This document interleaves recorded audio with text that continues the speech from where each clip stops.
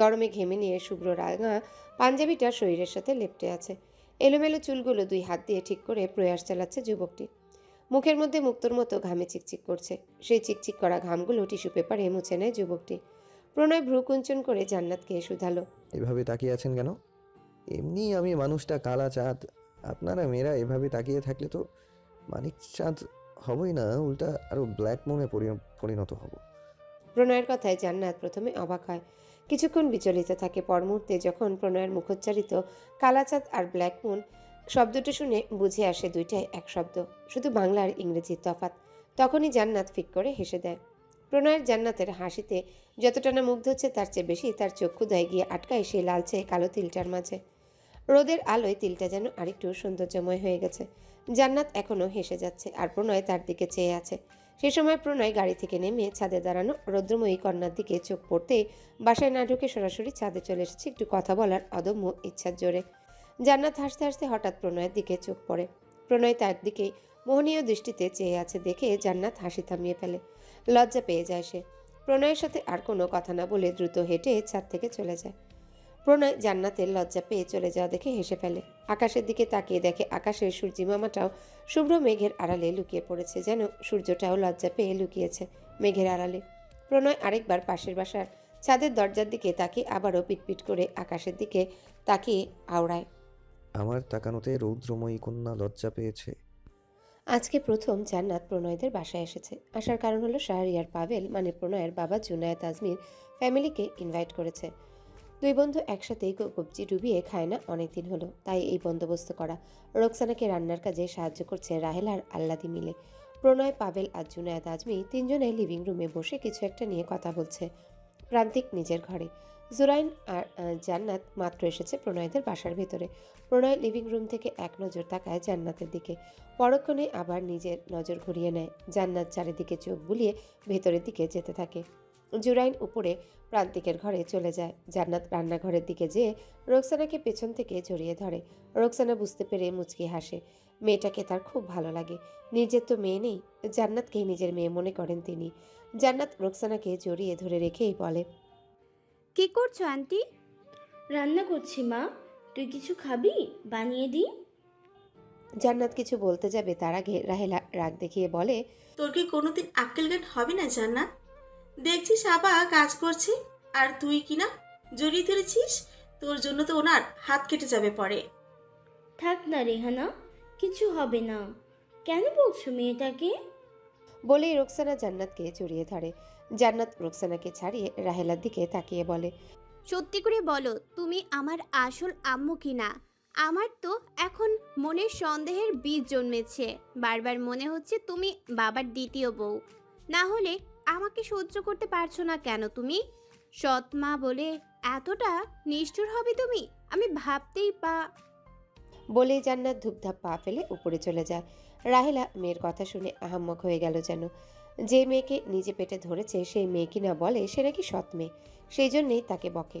রোকসানা রাহেলার মুখের দিকে তাকিয়ে হাসতে থাকে। সব কিছুতে রাহেলার বারণ করা জান্নাতের পছন্দ না বলেই যে রাহেলাকে এসব বলে গেছে জান্নাত, তা তিনি ভালো মতোই বুঝতে পারছে এবং রাহেলা নিজেও মেয়ের কথা বুঝতে পেরে গেছে এতক্ষণে। প্রণয় নির্বাচনের কাজ কতটুকু এগিয়েছে তোর? পাভেলের কথায় প্রণয় হেসে বলে, আব্বু, আল্লাহর রহমতে সব প্রায় শেষ পর্যায়ে। বাকিটা কি হবে সব আল্লাহ ভালো জানে। এই পর্যন্ত কোনো সমস্যায় পড়তে হয়নি তো তোমায়। দেখো, নির্বাচনে দাঁড়ালে যে কোনো সময় অনাকাঙ্ক্ষিতভাবে আক্রমণ হওয়ার সম্ভাবনা থাকে। সব দিক নজরে রেখে চলাফেরা করো, সব সময় গার্ড রেখো সাথে। জুনায়েদ আজমির উপদেশমূলক বাক্যে প্রণয় হেসে বলে, জি আঙ্কেল, দোয়া করবেন। পাভেল কিছু একটা ভেবে বলে, রাফসান মির্জা এসে হুমকি ধামকি দেয়নি তো? পার্টি অফিসে এসেছিল, আমাকে টাকা অফার করছিল যাতে বিনিময়ে সরে দাঁড়াই। আমিও তাকে ফিরিয়ে দিয়ে বলেছি আমি সরব না। ওর থেকে সাবধানে থাকিস বাবা। ওর বাবা আর ও খুব মারাত্মক। কোনো সময় কোনো ঘুঁটি চাললে বোঝা যায়। চিন্তা করো না আব্বু, আল্লাহ ভরসা। প্রান্তিক ঘরে শুয়ে আছে। জুরাইন রাহেলার ফোন এনে প্রান্তিকের খাটের একপাশে বসে গেমস খেলছে। প্রান্তিক মোবাইলে কিছু একটা দেখে মিটিমিটি হাসছে। জান্নাত প্রান্তিকের ঘরে এসে প্রান্তিককে মোবাইলে তাকিয়ে মুচকি হাসতে দেখে ভ্রু কুচকায়। এই ছেলে মোবাইলে কি দেখে হাসে? প্রেমে টেমে পড়লো নাকি? প্রান্তিক এখনো বুঝতে পারেনি জান্নাত যে তার রুমে এসেছে। জান্নাত চুপিসারে হেঁটে গিয়ে ধুম করে প্রান্তিকের পিঠে একটা বসিয়ে দেয়। প্রান্তিক ব্যথা পেয়ে কুকরিয়ে ওঠে। জান্নাতকে দেখে তাড়াতাড়ি মোবাইলের আলো বন্ধ করে দেয়। জান্নাত প্রান্তিকের হাত থেকে মোবাইল কেড়ে নিতে গেলেই প্রান্তিক জান্নাতের চুল টেনে ধরে বলে, জান্নাতি আমারে মারলি কেন? শয়তানে কি খোটায় তোকে? তুই শয়তান, আমার যখন ইচ্ছা হয় তখন মারবো তোকে, তোর কি? আমার পিঠটা কি মাগনা পেয়েছিস নাকি তুই, যে মারতে ইচ্ছা হলি মারবি, আরেকবার আমাকে মারলে তোর খবর আছে দেখিস। জান্নাত চুল ছাড়িয়ে বলে, তোর খবরের 14 গোষ্ঠীরে কিলাই 100 বার মারবো, কি করবি তুই? কি করব? দাঁড়া। বলেই প্রান্তিক জান্নাতকে মারতে গেলে জান্নাত ছুট লাগায় বাইরের দিকে। ছুটতে ছুটতে হঠাৎ কারো প্রশস্ত বক্ষের সাথে ধাক্কা খেয়ে পড়ে যেতে নিলে সামনের মানুষটা জান্নাতের হাত ধরে আটকায়। জান্নাত মুখ তুলে তাকিয়ে দেখে প্রণয় দাঁড়িয়ে আছে। মিস জান্নাত, কোনো সমস্যা? এভাবে ছুটছেন কেন? প্রান্তিকেও এসে দাঁড়িয়ে যায় জান্নাত আর প্রণয়ের সামনে। প্রণয় দুইজনার মুখের দিকে তাকিয়ে বুঝতে পারে দুইজনা ঝগড়া করেই ছুটছে। এরা কি বড় হবে না নাকি ভেবেই প্রণয় তপ্ত নিঃশ্বাস ফেলে বলে, প্রান্তিক এভাবে ছুটছিস কেন? কিছু না ভাইয়া, জগিং করছিলাম একটু। প্রণয় প্রান্তিককে আপাদমস্তক চোখ বুলিয়ে নেয়।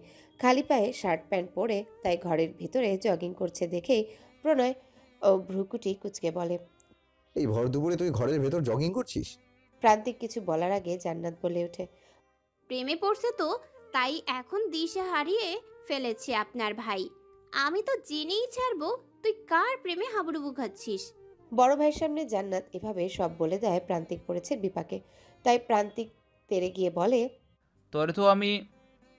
কথা শেষ করার আগে জান্নাত ছুটতে ছুটতে বলে, কার্তিকের বাচ্চা প্রান্তিক, আজকে আমারে মারলে তোর খবর করে ছাড়বো আমি, তারপর সেটা সাদা কালো টিভিতে টেলিকাস্ট করব। কার্তিকের বাচ্চা প্রান্তিক কথাটা শুনেই পাভেল কাশতে লাগলো। প্রান্তিক তো তার ছেলে, তাহলে কার্তিকের বাচ্চা হলো কেমনে? প্রণয় দুইজনের ছুটাছুটি দেখে হাসতে থাকে। একেবারে বাচ্চা যেন জান্নাত, এখনো মারামারি করে। হঠাৎ প্রান্তিকের ঘরের ভিতরে চোখ যেতে দেখে বিছানায় বসা 10 বছরের একটা ছেলে খুব মনোযোগ দিয়ে মোবাইলে গেমস খেলছে। চারিপাশে কি হচ্ছে সেটা তার নজরে নেই। এটা জান্নাতের ভাই বুঝতে পেরে গেছে প্রণয়, তাই ঘরের ভিতরে গিয়ে জুরাইনের পাশে বসে। জুরাইন চোখ তুলে একবার প্রণয়ের দিকে তাকায়, আবারও খেলায় মনোযোগ দেয়। এখন কোনো মতেই গেমস রেখে কোনো দিকে নজর দেওয়া যাবে না। এই রাউন্ড খেলতে পারলে পরের রাউন্ডে যেতে পারবে, তাই প্রণয়ের দিকে তার মনোযোগ নেই। প্রণয়ও বিরক্তিহীনভাবে বসে আছে। কিছুক্ষণ পরে জুরাইনের গেমস খেলা শেষ হলে মোবাইলটা বন্ধ করে প্রণয়ের দিকে তাকায়। বুকে হাত দুটো ভাঁজ করে প্রণয়ের দিকে তাকিয়ে বলে, বলুন কি বলবেন, আর আপনার নামটাও বলবেন। প্রণয় জুরাইনের ভাব নিয়ে কথা বলা দেখে কিছুটা অবাক হয়, মুখে হাসি ঝুলিয়ে বলে, জি অবশ্যই, আমার নাম শাহরিয়ার প্রণয়। আপনার নামটা কি? আর আমি কি আপনাকে তুমি করে বলতে পারি, নাকি আপনি করেই বলবো? আপনিও আমাকে তুমি করেই বলিয়েন। ঠিক আছে, তুমি আমাকে তুমি করেই বলো। আর আমার নাম জুরাইন আজমি। জুনায়েদ আজমির দুই মাত্র সন্তানের মধ্যে আমি তার ছোট ছেলে। ওনার বড় সন্তানের নাম জান্নাত আজমি। থাক, আমি বুঝতে পারছি তুমি অনেক পরিচয়ের অধিকারী, আর বলতে হবে না। আজকাল লোকজন আমার গুরুত্বপূর্ণ কথাগুলো শুনতেই চায় না কেন, বুঝতেই পারছি না। জুরাইনের কথা শুনে প্রণয় হাসে, ঠোঁটে হাসি রেখেই বলে, আচ্ছা জান্নাত, আজমি মানে তোমার আপুর কি বয়ফ্রেন্ড আছে? প্রণয়ের কথায় জুরাইন চোখ ছোট করে একবার প্রণয়ের দিকে তাকিয়ে মুখটা ফ্যাকাশে করে শুধায়, আপুর মনে হয় কোনো বয়ফ্রেন্ড নেই, কিন্তু জুনায়েদ আজমি একজনকে মন দিয়ে বসে আছে। প্রণয় অবাক হয়ে বলে, মানে? ভাইয়া, তুমি কি পারবে আমার আর পাখির মধ্যে ভালোবাসাটা সেটিং করে দিতে?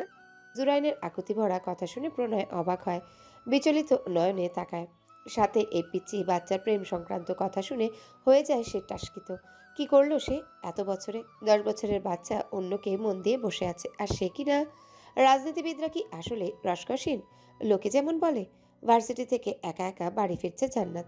প্রান্তিক একটা কাজে গেছে, ইসির বাড়ি অন্য রাস্তায়, তাই সে সেই দিকেই গেছে। রিক্সা গাড়ি কিছুই পায়নি বিধায় পায়ে হাঁটা শুরু করেছে জান্নাত। এমন কড়া রোদের দুপুরে হাঁটতে বিরক্তিতে ছেয়ে যাচ্ছে সবকিছু। মাথায় হিজাবের ভেতর যেন পুরো মাথাটা উত্তপ্ত হয়ে গেছে, সেই রকম অনুভব হচ্ছে জান্নাতের। একটা রিক্সা চোখে পড়তে জান্নাত দাঁড়িয়ে যায়। রিক্সাটা বেশ দূরে, হাত দিয়ে ইশারা করেছে জান্নাত তার দিকে আসতে। হঠাৎ পাশে কারো উপস্থিতি টের পেয়ে জান্নাত পাশ ফিরে তাকায়। পাশে সেই দিনের সেই ছেলেটা মানে রাফসান মির্জা তার দিকে কেমন একটা লোভার্ত দৃষ্টি ফেলে তাকিয়ে আছে। জান্নাতের অস্বস্তি লাগছে ওর তাকানোতে। জান্নাত তাকায় রাফসান মির্জার দিকে, কিন্তু কোনো ভাবাবেগ দেখা দিল না রাফসান মির্জার। তাই জান্নাত ফের তার দিক থেকে চোখ সরিয়ে ব্যাগ হাতে 100 টাকার একটা নোট নিয়ে রাফসান মির্জার দিকে বাড়িয়ে দিল। আচমকা জান্নাতের এমন কাজে রাফসান মির্জা হকচকিয়ে যায়। চেহারার ভাবভঙ্গি পরিবর্তন করে জান্নাতের দিকে জিজ্ঞাসু দৃষ্টি ফেলে বলে, টাকা কেন দিচ্ছ? জান্নাত বিরক্ত হয়, তবুও বিরক্ত প্রকাশ না করে শান্ত স্বরে বলে। আগে টাকাটা ধরুন, তারপরে বলছি। রাফসান মির্জা টাকাটা হাতে নিতেই জান্নাত বলে ওঠে, পাশে এসে দাঁড়ালে একটু গলা খাকারি হলেও দিবেন। একটা ভিক্ষুকও পাশে দাঁড়িয়ে এসে কথা বলে টাকা চেয়ে নেয়, আর যারা কথা না বলে পাশে দাঁড়িয়ে থাকে তাদের সহজ ভাষায় বাক প্রতিবন্ধী বলে। আপনাকে আমি বাক প্রতিবন্ধী হিসেবেই মনে করি।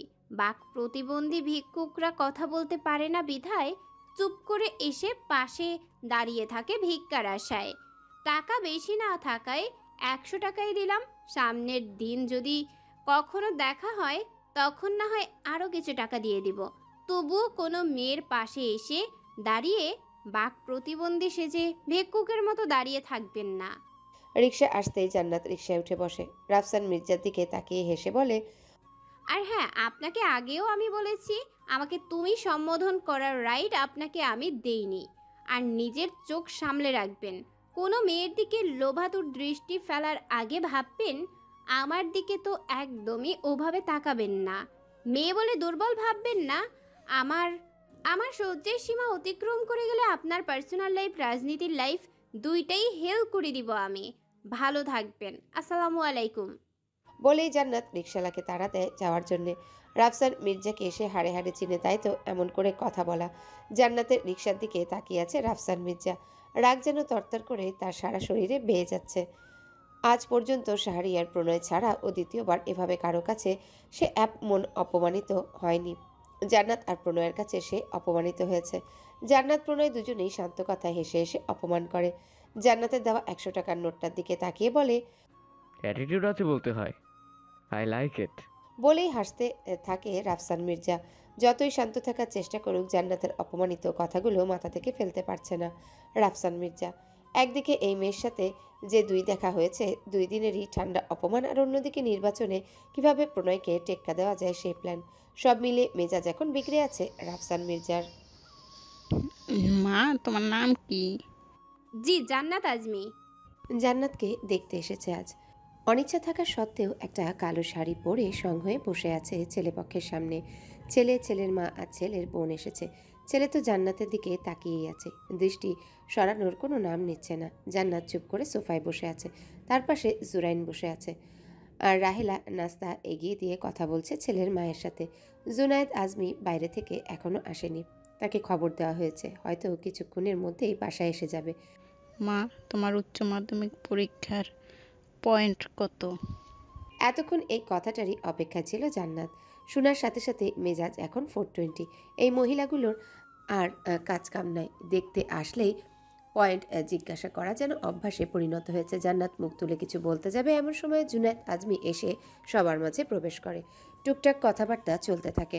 হুট করে ছেলের বোন বলে ওঠে, আচ্ছা, ভাইয়া আর আবুকে আলাদাভাবে কথা বলতে দেওয়া হোক। মেয়েটার কথা শুনে জান্নাতের ইচ্ছা করছে মেয়েটার মাথাটা জাস্ট ফাটিয়ে দিতে। এমনি এখানে এদের সামনে বসে থাকতে বিরক্ত হচ্ছে, এর মধ্যে আবার বলছে আলাদাভাবে কথা বলার জন্যে। ছেলের বোনের কথার সাথে তাল মিলিয়ে ছেলের মাও বলে আলাদাভাবে কথা বলতে দেওয়ার জন্যে। জুনায়েদ আজমি আর রাহেলা এদের কথা ফেলতে পারল না, তাই জান্নাতকে উদ্দেশ্য করে জুনায়েদ আজমি বলে, যা আম্মু, ছেলেটাকে তোর রুমে নিয়ে যা, কথা বল, সাথে জুরাইনকেও রাখিস। জান্নাতের জুনায়েদ আজমির দিকে তাকায়। জুনায়েদ আজমি তাকে চোখের ইশারায় আশ্বাস দেয়। জান্নাত ছেলেটাকে নিয়ে নিজের রুমের ব্যালকনিতে যায়। পাশের দোলনার মধ্যে জুরাইন বসে মোবাইল দেখছে। জুনায়েদ আজমি সবসময় এই কাজটা করতে ভুলে না। কোনো ছেলে দেখতে আসলে আলাদা কথা বলতে চাইলে ছেলের সাথে জান্নাতকে কথা বলতে পাঠালে জুরাইন বা আল্লাদিকেও বলবে পাশে থাকতে। কালো শাড়িতে তোমাকে খুব সুন্দর লাগছে। রাতুল নামের ছেলেটার কথায় জান্নাত ভ্রুকুচকে তাকায় তার দিকে। এই ছেলেটা আজকে তাকে দেখতে এসেছে। জান্নাত শান্ত সুরে বলে, সেটা আপনার থেকে জানতে চাইনি আমি। তুমি জানতে না চাইলেও আমার বলার অধিকার আছে। অধিকার? কিসের অধিকার? কেমন অধিকারের কথা বলছেন আপনি? তোমার সাথে আমার বিয়ে হবে, আমি তোমার উঠবি। ছেলেটার কথা শুনে জান্নাত পুরো তাজ্জব বনে গেল। এই ছেলে পাগল নাকি? দেখতে আসার সাথে সাথে কি উঠবি হয়ে যায়? এখনো না এঙ্গেজ হয়েছে, তো না বিয়ে। সেসব দূরের কথা, এখনো তো মতামতই জানানো হয়নি, অথচ ছেলে কিনা বলছে সে উঠবি। স্ট্রেঞ্জ। জান্নাতের রেগে যায়, তবে শান্ত স্বরে স্বগতোক্তি করলো, বলে, লিসেন, আপনি আমার কেমন উঠবি? আপনি আজকে জাস্ট দেখতে এসেছেন, এখনো পর্যন্ত মতামতটাই দেওয়া হলো না, আর আপনি কিনা অধিকারবোধ টেনে আনছেন। আপনি আমার উঠবি? Nice jokes. জান্নাত কিছুটা হাসি টানে ঠোঁটের কোণে। রাতুল একবার জুরাইনের দিকে তাকায়। জুরাইন এখনো গেমস খেলছে। রাতুল জুরাইনের থেকে চোখ সরিয়ে জান্নাতের দিকে তাকিয়ে বলে, তুমি এত রেগে যাচ্ছ কেন? আমি তো সেভাবে মিন করে বলিনি। আপনি কিভাবে বলছেন সেটা আমি খুব ভালো করেই বুঝেছি। আর আপনি ভাবলেন কি করে আপনার ফ্যামিলিতে আমার বিয়ের জন্য রাজি হবে? যেই ফ্যামিলি মেয়ের মাধ্যমিক উচ্চ মাধ্যমিক পরীক্ষার পয়েন্ট জানতে চায়, সেই ফ্যামিলিতে তো আমি কোনো মতেই বিয়ে করব না। পরীক্ষার পয়েন্ট পর্যন্ত থাকলেও হতো, কিন্তু আপনার মা আমার বাবার স্যালারি কত, নিজস্ব কোম্পানি নাকি অন্যের কোম্পানি, এসব কেন জিজ্ঞেস করেছে? এসবের পর তো আমি কোনো মতেই আপনার ফ্যামিলির বউ হয়ে যাওয়ার কথা মুখে কেন মাথায়ও আনবো না। আমার বাড়ি থেকে যৌতুক নাকি আপনার ঘর জামাই করে বউয়ের বাড়ি রেখে ইচ্ছে আছে নাকি আপনার মায়ের? জান্নাতের কথায় রাতুল কিয়ৎক্ষণ চুপ থেকে আবারও জান্নাতের দিকে তাকিয়ে বলে, মা তো ওগুলো কথার কথা বলেছে, তুমি রেগে যাচ্ছ কেন এসবে? ও রিয়েলি? ঠিক আছে, তবে আপনি বলুন, আপনার মাধ্যমিক উচ্চ মাধ্যমিক অনার্স মাস্টার্স সব পরীক্ষার পয়েন্ট কত? খবরদার একটু বানিয়ে বলবেন না। আপনার সম্পূর্ণ বায়োডাটা কালেক্ট করতে বেশি না 1 ঘন্টা লাগবে আমার, তাই সত্যি কথাই বলবেন। জান্নাতের স্ট্রিক্ট কথায় রাতুল শুকনো ঢোক গিলে, যা জান্নাতের চোখ এড়ায় না। ছেলেটার মুখ চোখের অবস্থায় বলে দিচ্ছে ছেলেটা নিচে তার মা বাবার সামনে নিজের যে পরিচয় উপস্থাপন করেছে তা সম্পূর্ণ সত্যি নয়। আর এখন জান্নাতের কথা শুনে ভয় পেয়ে গেছে, যদি সত্যি প্রকাশ পেয়ে যায়। কি হলো বলুন, সত্যিটা আপনি বলবেন নাকি আমি লোক পাঠাবো আপনার আসল পরিচয় খুঁজতে? বলেই জান্নাত রাতুলের থেকে চোখ সরাতে চোখ পড়ে পাশের ব্যালকনির দিকে। প্রণয় ফোনে কথা বলতে বলতে ল্যাপটপ নিয়ে ব্যালকনিতে রাখা চেয়ারে বসে ল্যাপটপটা টেবিলের উপর রাখলো। প্রণয় এখনও পাশের ব্যালকনিতে নজর দেয়নি, তাই জান্নাত রাতুলকে দেখেনি। সে ফোনে কথা বলতে ব্যস্ত। জান্নাতের মাথায় দুষ্টু বুদ্ধি চাপে। প্রণয়ের দিকে তাকিয়ে রাতুলকে উদ্দেশ্য করে বলে, দেখুন, হয়তো সব সত্যি বলবেন, নয়তো ওই যে পাশের ব্যালকনিতে যেই ছেলেটাকে ফোনে কথা বলতে দেখছেন তাকে বলবো আপনাকে ধরে নিয়ে যেতে। সে কিন্তু পুলিশের লোক। জান্নাতের কথাটা বলতে দেরি হলেও ছেলেটা সেখান থেকে প্রস্থান নিতে দেরি হয়নি। এক ছুটে ছেলেটা নিচে চলে গেছে। ছেলেটা চলে যেতে জুরাইন উঠে এসে জান্নাতের পাশে দাঁড়িয়ে বলে, আপু আমি সব শুনেছি, আমি গিয়ে আব্বুকে বলি রাজি না হতে। ভাইয়াটাকে আমার কাছে ভালো লাগেনি। জান্নাত জুরাইনের কথা শুনে বলে, তোর বলতে হবে না, ছেলেটা নিজেই দেখবি একটু পর তার মা বোনকে নিয়ে চলে গেছে, জাস্ট ওয়েট কর। বলতেই দুই ভাই বোন হাসতে থাকে। জুরাইন নিচের ক্লাইম্যাক্স সিন দেখার জন্য ছুটে যায়। জান্নাত সেখানে দাঁড়িয়ে হাসতে থাকে। প্রণয়ের দিকে আরেকবার তাকায়। প্রণয় এখনও ফোনে কথা বলছে, চোখের দৃষ্টি ল্যাপটপের মাঝে নিবদ্ধ।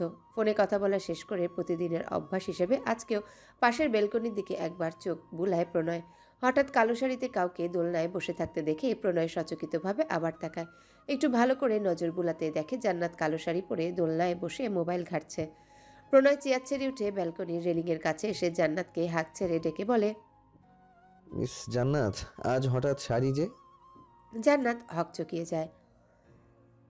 প্রণয় তার দিকে উৎসুক দৃষ্টিতে তাকিয়ে আছে, তবে সেই দৃষ্টির ভাষা জান্নাত বুঝতে পারে না কি আছে সেই দৃষ্টিতে। কিন্তু দৃষ্টিতে যে খারাপ কিছু নেই সেটা অন্তত জানে জান্নাত। ওহ মিস্টার ভালোবাসা, আসলে ছেলেপক্ষ দেখতে এসেছিল তাই শাড়ি পরেছি। জান্নাতকে ছেলেপক্ষ দেখতে এসেছে এটা প্রণয়ের কর্ণধারে যেতেই মুখটা ফ্যাকাশে হয়ে যায়।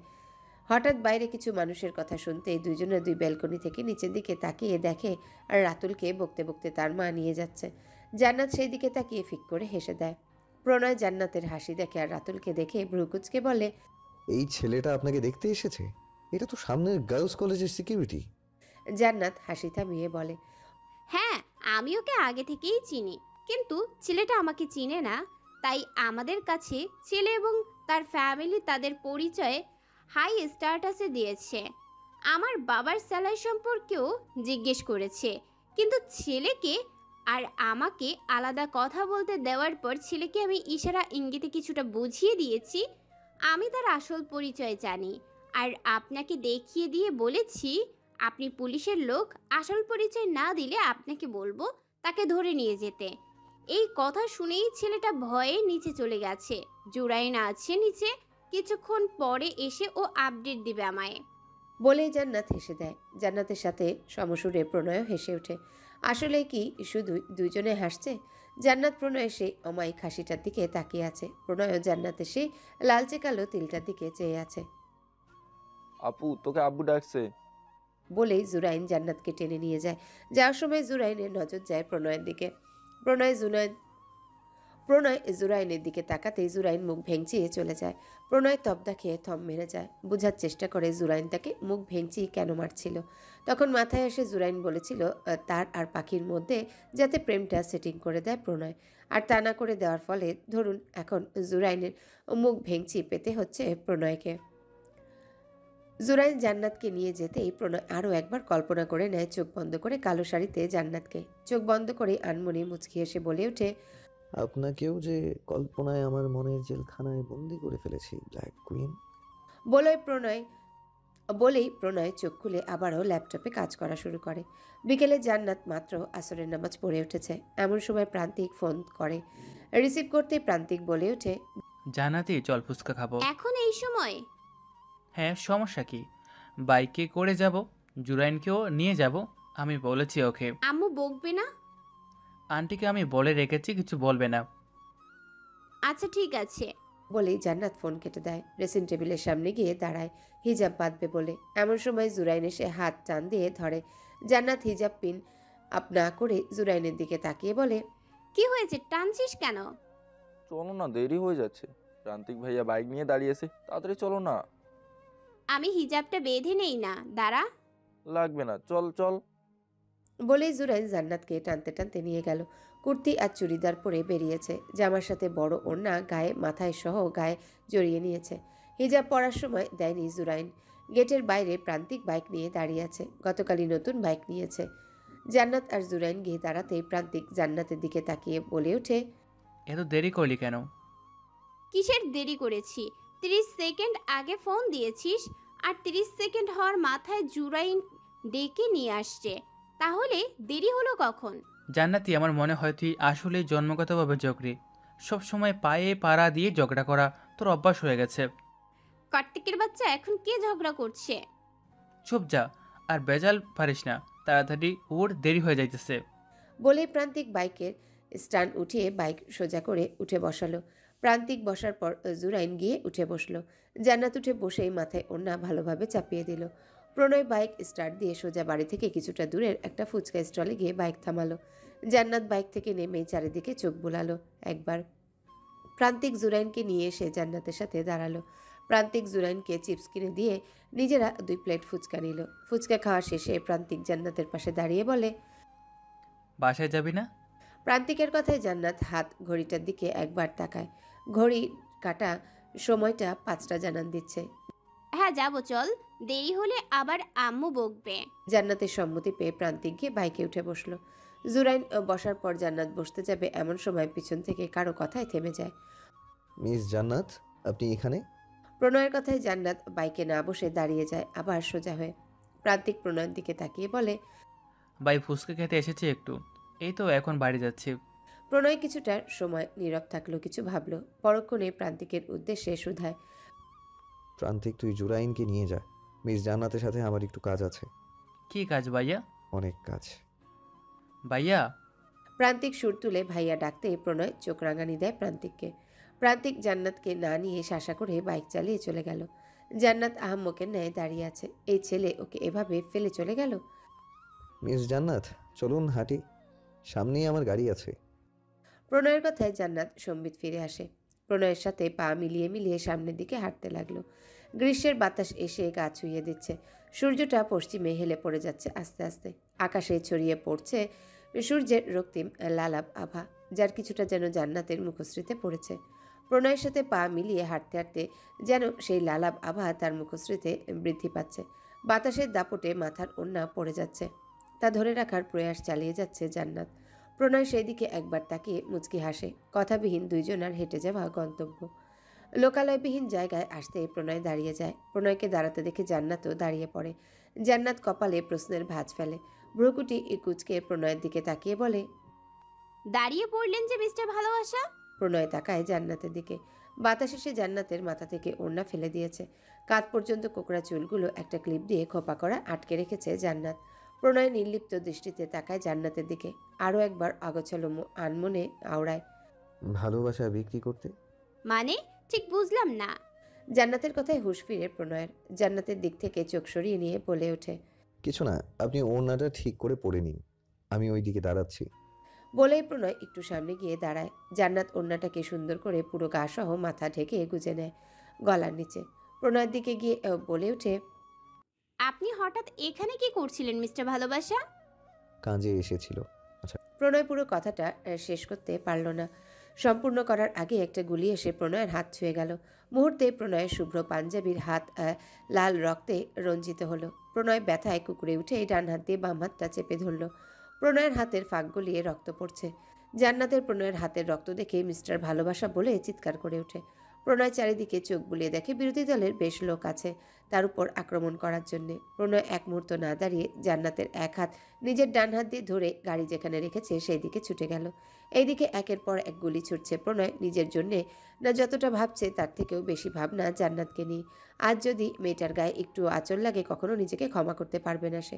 গাড়ির কাছে এসে প্রণয় গাড়ির দরজাটা খুলে জান্নাতকে গাড়িতে ঢুকিয়ে দিয়ে ঘুরে এসে নিজে গাড়িতে বসতে গেলে আরেকটা গুলি ছুটে আসে। প্রণয় বসে যায় আর গুলিটা গিয়ে লাগে একটা গাছের মধ্যে, রাফসান মির্জার নিজের ছবি দিয়ে লাগানো ব্যানারের মধ্যে। প্রণয় দ্রুত গাড়ির ভিতর বসে দরজা আটকে দেয়। জান্নাতের মাথা থেকে ওড়নাটা আবার খুলে গেছে, চুলের ক্লিপটাও চুলে নেই, কোকড়া চুলগুলো খুলে কাঁধের একটু নিচ পর্যন্ত ছড়িয়ে গেছে। প্রণয় আয়নায় একবার চোখ বুলিয়ে দেখে পিছন থেকে পিছন থেকে দুই তিনটা বাইক আসছে, তবে দূরে আছে। জান্নাতও দেখেছে। প্রণয় জান্নাতের দিকে একটু ঝুঁকে সিট বেল্ট লাগিয়ে দিতে গেলে জান্নাতের চুলের ঘ্রাণ এসে তার নাকে লাগে। প্রণয় জান্নাতের সিট বেল্ট লাগিয়ে দিয়ে ঠিক করে বসে নিজেরটা লাগিয়ে নেয়। জান্নাতের দিকে তাকিয়ে প্রণয় বলে ওঠে, আপনি কি চুলে অ্যালকোহল ইউজ করেছেন? নেশা কেন লেগে গেল নেশাক্তময়ী? প্রণয়ের কথায় জান্নাত অবাক হয়ে তার দিকে তাকিয়ে আছে। আঘাত পেয়ে কি এই লোকগুলো পাগল হয়ে গেল নাকি? এরকম একটা সময়ে আজেবাজে বলছে মিস্টার ভালোবাসা নামক বালকটি। পিচঢালা রাস্তায় রক্তাক্ত হাত নিয়ে দ্রুততার সাথে ড্রাইভ করে যাচ্ছে প্রণয়। পাশে জান্নাত ভয়ে চুপসে বসে আছে। জান্নাতের দিকে তাকিয়ে প্রণয় সেটা ঢের বুঝতে পারছে। হয়তো কোনোদিন এরকম পরিস্থিতির সম্মুখীন হয়নি, তাই তুলনামূলক ভয় বেশি পাচ্ছে। প্রণয়ের গাড়ির পেছনে বিরোধী দলের পাঠানো লোক বাইক এবং গাড়ি নিয়ে ছুটছে। বাড়ির রাস্তার দিকে প্রণয় গাড়ি চালিয়ে যেতে সামনে থেকে আরেকটা গাড়ি আসে তাদের গাড়ির সামনে। প্রণয় আবারও গাড়ি ঘুরিয়ে নিয়ে অন্য পথে চালাতে থাকে। পিছনে গাড়িগুলো আবারও ধাওয়া করছে। প্রণয় গাড়ির স্পিড বাড়িয়ে দিয়েছে। নিজের গুলি লাগা বাম হাতটা রুমাল দিয়ে ভালো করে বেঁধে নিয়েছে যাতে রক্ত কম পড়ে। তারপরও ড্রাইভ করতে কষ্ট হচ্ছে, কিন্তু এমন পরিস্থিতির মধ্যে তো এক হাতে ড্রাইভ করাও সম্ভব না। বিরোধী দলের গাড়িগুলো থেকে অনেকটা দূরে চলে আসতে প্রণয় এক হাত দিয়ে ড্রাইভ করে, অন্য হাত জান্নাতের মাথায় রাখতে জান্নাত সম্বিত তাকায় প্রণয়ের দিকে। লোকটা এমন পরিস্থিতিতেও হাসছে, এই লোকটা এমন কেন? ওনার এক্সপ্রেশন দেখে মনে হচ্ছে সিচুয়েশন নর্মাল কিছু হয়নি। আপনি ভয় পাবেন না জান্নাত, আমি আছি তো, কিচ্ছু হবে না। ইনশাল্লাহ আমরা সুস্থভাবে বাড়ি ফিরে যাব। আল্লাহর উপর ভরসা রাখুন। জান্নাত অবাক নেত্র ঝাপটায়। বাবার পরেই প্রথম অন্য কোনো ছেলে তার মাথায় হাত দিয়ে ভরসা দিল, ভয় পেতে বারণ করলো, আমি আছি তো। কথাটা তারা যেন বুঝিয়ে দিয়েছে যা কিছুই হয়ে যাক না কেন লোকটা তার কিছু হতে দিবে না। একেই কি বলে ভরসা স্থল। গাড়ির শব্দ খুব নিকটে কানে আসতে প্রণয় আয়নায় তাকায়। বাইকগুলো তাদের গাড়ির খুব কাছাকাছি। প্রণয় আবারও গাড়ির স্পিড বাড়িয়ে দেয়। গুলি ছুটে তাদের গাড়ির দিকে। বাম হাত দিয়ে কষ্ট করে ফোনটা পাঞ্জাবির পকেট থেকে বের করে জান্নাতের দিকে এগিয়ে দেয়। জান্নাত তাকায় প্রণয়ের দিকে, বোঝার চেষ্টা করে তার দিকে কেন ফোন এগিয়ে দিল। তাই প্রণয়কে বলে, ফোন দিলেন কেন? কল লিস্টে প্রথমেই রিফাতের নাম্বার আছে, রিফাত দিয়ে সেভ করা। রিফাতকে ফোন দিন। লকটা আমি ওপেন করে দিয়েছি। আচ্ছা। বলেই জান্নাত প্রণয়ের ফোনের কল লিস্টে যায়। রিফাতের নাম্বারে ডায়াল করে লাউড স্পিকারে রাখে ফোন। প্রথম রিং হতে রিফাত কল রিসিভ করে বলে, আসসালামু আলাইকুম প্রণয় ভাই। রিফাতের কথা শুনে প্রণয় তাকায় ফোনের দিকে। জান্নাত প্রণয়ের মুখের কাছে ফোন ধরে রেখেছে। প্রণয় রিফাতকে বলে, রিফাত, তাড়াতাড়ি গার্ডদের নিয়ে আয়, আমার লোকেশন ট্র্যাক কর। আমার পেছনে বিরোধী দলের লোক লেগেছে, এক হাতে গুলি লেগেছে। তারপর আমি ড্রাইভ করে যাচ্ছি, আমার সাথে জান্নাতও আছে, তাই কিছুই করতে পারছি না, মেয়েরা ভয় পাচ্ছে। জান্নাতের দিকে তাকিয়ে প্রণয় কথাগুলো বলছিল, কিন্তু জান্নাতের সেদিকে খেয়াল নেই। সে চারিদিকে নজর বুলাচ্ছে। রিফাত প্রণয়ের কথার পৃষ্ঠে বলে, ভাই আপনি সাবধানে থাকবেন, আমি আসতেছি। বলে রিফাত ফোন কেটে দেয়। প্রণয় জান্নাতের দিকে তাকায়। গ্লাসের বাইরে লোকদের দেখে প্রণয় জান্নাতের সিট বেল্ট খুলে জান্নাতকে নিজের প্রশস্ত বুকের মধ্যে জড়িয়ে রাখে। জান্নাত স্পষ্ট শুনতে পাচ্ছে প্রণয়ের হৃদস্পন্দন, যা দ্রুত বেগে চলছে। হঠাৎ করে গুলির শব্দ শুনতেই দুইজনে হকচকিয়ে যায়। জান্নাতের পাশে জানালা দিয়ে গুলি করছে, যা জানালার কাজ ভেদ করে প্রণয়ের হাতে লাগে। ড্রাইভ এলোমেলো পথে চলে যায়। স্টিয়ারিং থেকে প্রণয়ের হাত ছুটে যায়। প্রণয় আবারও স্টিয়ারিংয়ে হাত রাখে। পাশের সেই বাইকটাতে ধাক্কা দিয়ে পাশের খাদে ফেলে দেয়। আবার গাড়ি ফুল স্পিডে দিয়ে চালাতে শুরু করে। জান্নাত প্রণয়ের গুলি লাগা রক্তমাখা সেই হাত নিজে দুই হাত দিয়ে চেপে ধরে। চোখ থেকে ঝরছে অশ্রুকণা। তার নিজের হাতেও কাচের কিছু টুকরা গেঁথে গেছে, কিন্তু সেই দিকে জান্নাতের নজর নেই। তার থেকেও যে প্রণয়ের বেশি কষ্ট হচ্ছে। একটা হাতে পরপর দুটো গুলি লেগেছে। এতে কি পরিমাণ কষ্ট হচ্ছে এটা সে এতক্ষণ বিন্দু পরিমাণ হলেও বুঝতে পারছে। হঠাৎ গাড়ি দাঁড়িয়ে যায়। গাড়ির টায়ারে গুলি করায় দুটো টায়ারই দাঁড়িয়ে গেছে। প্রণয় দ্রুত জান্নাতকে নিয়ে গাড়ি থেকে নেমে পড়ে, লুকিয়ে পড়ে একটা গাছের আড়ালে। চারিদিকে সন্ধ্যার অন্ধকার নেমেছে। হালকা নিভু নিভু আলো আছে এখনও ধরণীর মাঝে। এদিকে জান্নাত প্রণয় দুজনেরই চোখ যেন ভয়ে অন্ধকারে নিমজ্জিত হয়েছে। প্রণয়ের ভয় পাওয়া জান্নাতকে নিয়ে, আজ তার জন্য যদি মেয়েটার কিছু হয়ে যায়। হঠাৎ চারিদিক থেকে গুলির শব্দ শোনা যায়। প্রণয় বুঝে গেছে রিফাত, সজীব, সুজন চলে এসেছে গার্ডদের নিয়ে। জান্নাতের মাথা এখনও প্রণয়ের বুকে। প্রণয় তাকায় জান্নাতে সে অশ্রুসিক্ত মুখশ্রী পানে। হাতের যেখানে কাজ গেঁথে গেছে সেখান থেকে রক্ত পড়ছে চুয়ে চুয়ে। জান্নাতের মাথায় হাত রাখে, নিজ মনে আওড়ায়, আপনার চোখের এই অশ্রুকণা কেন আমার গুলি লাগা হাতের কষ্টকে হার মানাচ্ছে? আপনার হাতের এই ক্ষত কেন আমার হৃদয়টাকে ক্ষত করছে জান্নাত? প্রণয় জান্নাতের মাথায় হাত বোলায়, অভয় দিয়ে বলে, ভয় পাবেন না, রিফাতরা চলে এসেছে, আর ভয় নেই। একটু থামে প্রণয়। এবার অনুতপ্ত এর সুরে জান্নাতকে বলে, আমাকে ক্ষমা করবেন জান্নাত, আমি আমার কথা রাখতে পারিনি। আপনার হাতে কাঁচ গেঁথে গেছে, হাত থেকে রক্ত পড়ছে, আমাকে ক্ষমা করবেন, আমি নিজের কথা রাখতে অক্ষম। জান্নাত প্রণয়ের কথায় অবাক হয়। লোকটা কি পাগল নাকি? নিজের আঘাতের কথা চিন্তা করছে না, অথচ তার হাতে সামান্য কাঁচই তো গেঁথে গেছে। তা নিয়ে লোকটার এত অনুশোচনা।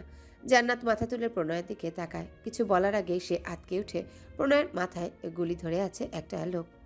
হসপিটালের করিডোরে বসে আছে জান্নাত আর প্রণয়ের ফ্যামিলির সবাই। প্রণয়ের অপারেশন করানো হয়েছে। প্রথম গুলিটা হাত ছুঁয়ে গেলেও দ্বিতীয় গুলিটা হাতে লেগেছে, তাই অপারেশন করে সেটা বের করানো হয়েছে। 2 ঘন্টা অবজারভেশনে রাখা হয়েছে প্রণয়কে। এর মাঝে ইনশাল্লাহ জ্ঞান ফিরে আসবে। জান্নাতকেও আলাদা কেবিনে ভর্তি করা হয়েছে। ঘুমের ইঞ্জেকশন দিয়েছে ডাক্তার, তাই এখনও জ্ঞান ফেরেনি তার। সেই সময় জান্নাত যখন দেখতে পেল প্রণয়ের মাথায় কেউ গুলি ধরেছে, জান্নাত পা খাড়া হয়ে তাকিয়ে থাকে। কি করবে নিজেও বুঝতে পারছিল না।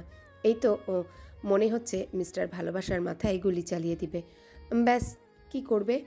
প্রয়োজনের সময় মাথা কাজ করে না, কথাটা অতীব সত্য। নিজেকে সামনে যখন কিছু করতে যাবে তখন হুট করে লোকটার কপালে এসে একটা গুলি লাগে। লোকটার কপাল থেকে রক্ত ছিটকে এসে পড়ে প্রণয়ের শুভ্র পাঞ্জাবিতে আর জান্নাতের মুখের মধ্যে। মাটিতে লুটিয়ে পড়ে যায় লোকটা। হঠাৎ পেছন থেকে কিছু শব্দ পেতেই প্রণয় পিছনে তাকিয়ে দেখে বিরোধী দলেরই লোক এটা।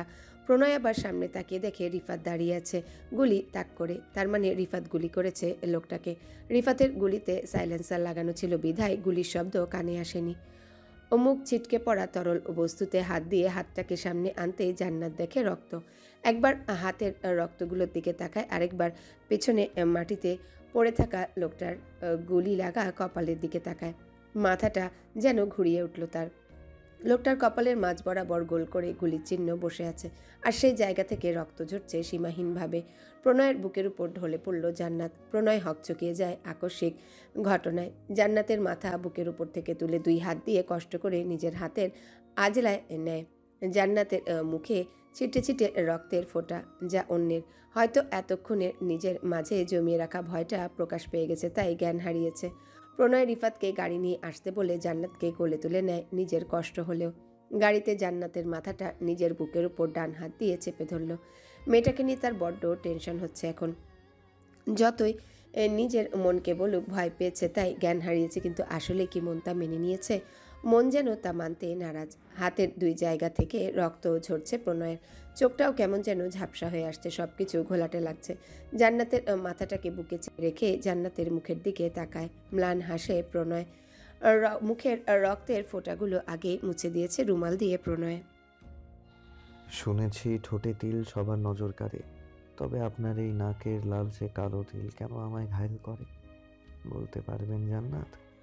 প্রণয়ের প্রশ্নের কোনো উত্তর আসে না। প্রণয় নির্লিপ্ত দৃষ্টিতে তাকিয়ে আছে জান্নাতের সেই নাকের তিলের দিকে, ছুঁয়ে দিতে যায় একবার সেই তিলটাকে, কিন্তু কোথাও একটা বাধা পায়, তাই আবার হাত নামিয়ে ফেলে। ম্লান হাসে, চোখগুলো খোলা রাখা, যেন আরও দায় হয়ে পড়েছে। শেষে না পেরে চোখ বুজে ফেলে প্রণয়। দুজনে নিঃশ্বাসের গতি এক হয়, দুজনেই জ্ঞানহীন হয়ে ঢলে পড়েছে। জান্নাত ঢলে পড়ে আছে ভরসাপূর্ণ মানুষটির প্রশস্ত চিত্তার। প্রণয় মাথাটা হেলিয়ে দিয়েছে বুকে রাখা জান্নাতের মাথার সাথে। মিস্টার ভালোবাসা, আপনি ঠিক আছেন এখন? জান্নাতের কথায় প্রণয় চোখ মেলে তাকায়। এতক্ষণ চোখ বন্ধ করেছিল সে। গতকাল রাতেই দুইজনের জ্ঞান ফিরেছে। জান্নাত সুস্থ থাকলেও প্রণয়কে রেস্ট নিতে বলেছে ডাক্তার। প্রণয় জান্নাতের দিকে তাকায়, মুচকি হাসির রেখা টেনে ঠোঁটের কোণে জান্নাতের উদ্দেশ্যে শুধায়, আপনি কেমন আছেন মিস জান্নাত? প্রশ্নটা আমি আগে আপনাকে করেছি, তাই আগে আমার উত্তর দিন। দিবে তো, রেগে যাচ্ছেন কেন? আশ্চর্য কথা, আমি রাখতে যাব কেন? জান্নাত রাগ করেনি বললেও স্পষ্ট তার কথায় রাগের আভাস পাওয়া যাচ্ছে, কিন্তু জান্নাত কি নিয়ে রেগে আছে তা এখনো বুঝতে পারছে না প্রণয়। দুষ্টামি হাসি দিয়ে জান্নাতকে বলে, ও, আপনি রেগে যাননি? না। কেন রাগ করেননি?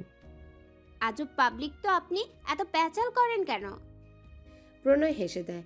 আর কিছু বলতে যাবে তার আগে কেউ দরজায় নক করে। প্রণয় অনুমতি দেয় আসার। অনুমতি পেয়ে রিফাত, সজীব, সুজন কেবিনে আসে। রিফাত প্রণয়কে স্বাগতোক্তি করে বলে, প্রণয় ভাই, মিডিয়ার লোকেরা বাইরে ভিড় জমিয়েছে। প্রণয় কিছুটা বিচলিত স্বরে বলে, তোরা মিডিয়ার লোকদের সামলানোর চেষ্টা কর, হসপিটালে কোনো প্রকার ঝামেলা আমি চাই না। জান্নাত কেবিন থেকে বাইরে যায়। তাদের কথার মাঝে সে থাকাটা শোভনীয় না। তার যাওয়ার পানে প্রণয় তাকায় একবার। সুজন প্রণয়কে বলে, প্রণয় ভাই, রাফসান মির্জা আপনাকে দেখতে এসেছিল হসপিটালে, ওয়েটিং রুমে আছে সে। প্রণয়ের কথায় আগেই সজীব তেতে উঠে বলে, আমার তো ইচ্ছে করছে শালার গুলি করে ঠুলি উড়িয়ে দিয়ে। আই অ্যাম ড্যাম শিওর প্রণয় ভাই আমাকে মারার জন্য এই রাফসান মির্জার লোক পাঠিয়েছে। রিফাতের কথায় প্রণয় বলে, শান্ত হ রিফাত, কথায় কথায় রেগে যাওয়া ঠিক না। ছাড় এসব। রাজনীতি যখন করছি শত্রুর অভাব হবে না। রাজনীতি করা মানে খাল কেটে কুমির আনা, এমনই। প্রণয় সুজনের দিকে তাকিয়ে বলে, সুজন তুই গিয়ে রাফসান মির্জাকে আসতে বল। আচ্ছা ভাই। প্রণয় সুজনের দিকে তাকিয়ে বলে সুজন বের হয় কেবিন থেকে। কিছু সময় গড়াতে রাফসান মির্জা আসে কেবিনে, হাতে ফুলের বুকে। বিশ্রীভাবে একটা হাসি দেয় প্রণয়ের দিকে তাকিয়ে। বিনিময়ে প্রণয় চুপ করেই থাকে। রাফসান মির্জা এসে প্রণয়ের হাতে বুকটা দিয়ে বলে, নতুন জীবনের শুভেচ্ছা মিস্টার এসপি। ধন্যবাদ। তবে আমার কেন যেন মনে হচ্ছে আমার সামনে আপনার প্রকাশিত হাসিটা মিথ্যা হাসি, ভেতর থেকে নয় এই হাসি। মানে কি বোঝাতে চাইছেন আপনি? প্রণয় তাকায় রাফসান মির্জার দিকে, বুকে এটাকে একপাশে রেখে মুচকি হাসে। রাফসান মির্জার দিকে তাকিয়ে বলে, মানেটা খুব সহজ। আপনি তো আবার মানুষ মারতে খুব পছন্দ করেন।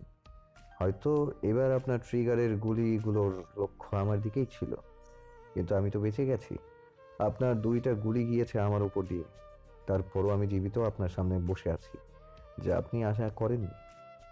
সেই জন্যই হয়তো মন থেকে খুশি হতে পারেননি আমার ফিরে আসাতে। কি বলুন তো, আল্লাহ চাইলে হয়তো 1 গুলিতেই আমি মারা যেতাম, আবার 6টা গুলি আমার উপর গেলেও হয়তো বেঁচে থাকতাম। আলহামদুলিল্লাহ, আল্লাহ আমার হায়াত রেখেছেন। যান, বাড়িতে গিয়ে একটু নামাজ পড়ে আমার জন্য খাস দিলে দোয়া করবেন, যাতে আমি তাড়াতাড়ি সুস্থ হয়ে আপনার প্রতিনিধি হিসেবে দাঁড়াতে পারি। বলে প্রণয় চড়া হাসল। রাফসান মির্জার রাগ তোর তরতর করে বাড়ছে। আবার অপমান করলো তাকে এই শাহরিয়ার প্রণয়। তাকে বলে কি না খাস দিলে দোয়া করতে। রাফসান মির্জা রেগে প্রণয়ের দিকে তাকিয়ে বলে, খুব শখ না আমার প্রতিনিধি হয়ে দাঁড়ানোর? এমপি হবার শখ? তুই যাতে নির্বাচনে না জিতিস তার জন্য দরকার হলে আমি মসজিদে পিন্নি দিয়ে মিলাদ পড়াবো। প্রণয় আবারও হেসে দেয় শান্ত সুরে বলে, আচ্ছা, মিষ্টি পরিমাণ মতো দিয়েন, না হলে মানুষের ডায়াবেটিস দেখা দিতে পারে। অবশ্য আমি কাকে কি বলছি, আপনি তো আবার মানুষের ভালো নামক ক্ষতিটাই বেশি চান। চাইলে পিন্নি এনে ফার্স্টে আমাকে খাইয়ে দিয়েও টেস্ট করিয়ে নিতে পারেন, আমি মাইন্ড করব না। প্রণয়ের এমন শান্ত সুরের অপমানজনক কথা রাফসান মির্জা সহ্য হলো না। চেয়ার থেকে উঠে পাশের পানিসহ গ্লাসটা ধপ করে ফ্লোরে ফেলে দেয়। চারিদিকে কাচসহ পানি ছিটে যায়। প্রণয়ের দিকে তাকিয়ে দেখে প্রণয় ভাবলেশীনভাবে মুচকি এসে তার দিকে তাকিয়ে আছে। এবার চেয়ারটাকে এক লাথি মেরে কেবিন থেকে বের হয়ে যায়। রাফসান মির্জা বেরিয়ে যেতে রিফাত, সজীব, সুজন দমফাটা হাসিতে মেতে পড়ে। আজকে তাদের প্রণয়ের ভাইয়ের কথাতে রাফসান মির্জার চেহারাটা দেখার মতো ছিল। মসজিদে সিন্নি দিবে প্রণয় ভাই, যাতে এমপি না হয় সেজন্যে। প্রণয়ও তাদের হাসি দেখে হাসতে থাকে। হঠাৎ কেবিনে জান্নাত আসতে চারজনের হাসি থেমে যায়, যেন তারা কিছুই জানে না। রিফাত, সজীব, সুজন কেবিন থেকে বেরিয়ে যায়। জান্নাত তিনজনার যাওয়ার দিকে তাকিয়ে থাকে। তিনজনা বের হতে দরজাটা হালকা ভিজিয়ে রাখে। জান্নাত নাস্তার প্লেটটা ছোট টেবিলের উপর রাখে। প্রণয় জান্নাতের দিকে তাকিয়ে বলে, আম্মু কোথায়? বাসায় আপনার ঔষধের সময় হয়েছে, তাই আমি এই নাস্তা নিয়ে আসলাম। ও। জান্নাত প্রণয়ের দিকে তীক্ষ্ণ দৃষ্টিতে তাকায়, স্বগতোক্তি করে বলে, আপনি কি রাজনীতি করেন? না, মানুষের সেবা করার চেষ্টা করি। প্রণয়ের এমন অকপট চিত্ত জবাব জান্নাতের বিশ্বাস হলো না, তাই আবার শুধায়, সত্যি কথা বলুন, কি বলবো? আপনি রাজনীতি করেন? না, রাজনীতি কেন করতে যাব? এসব ভালো কাজ আমার মতো খারাপ মানুষের দ্বারা সম্ভব না। আমি তো পলিটিক্স করি। জান্নাত চট করে মাথা তুলে তাকায় প্রণয়ের দিকে। প্রণয় হাসছে তার দিকে তাকিয়ে। জান্নাত নাস্তার প্লেটে সাজিয়ে প্রণয়ের সামনে দিয়ে বলে, আপনি একটা অসহ্য লোক, নাস্তা করে নেবেন। প্রণয় দুঃখী দুঃখী চেহারা বানিয়ে বলে, হাতে ব্যথা তো।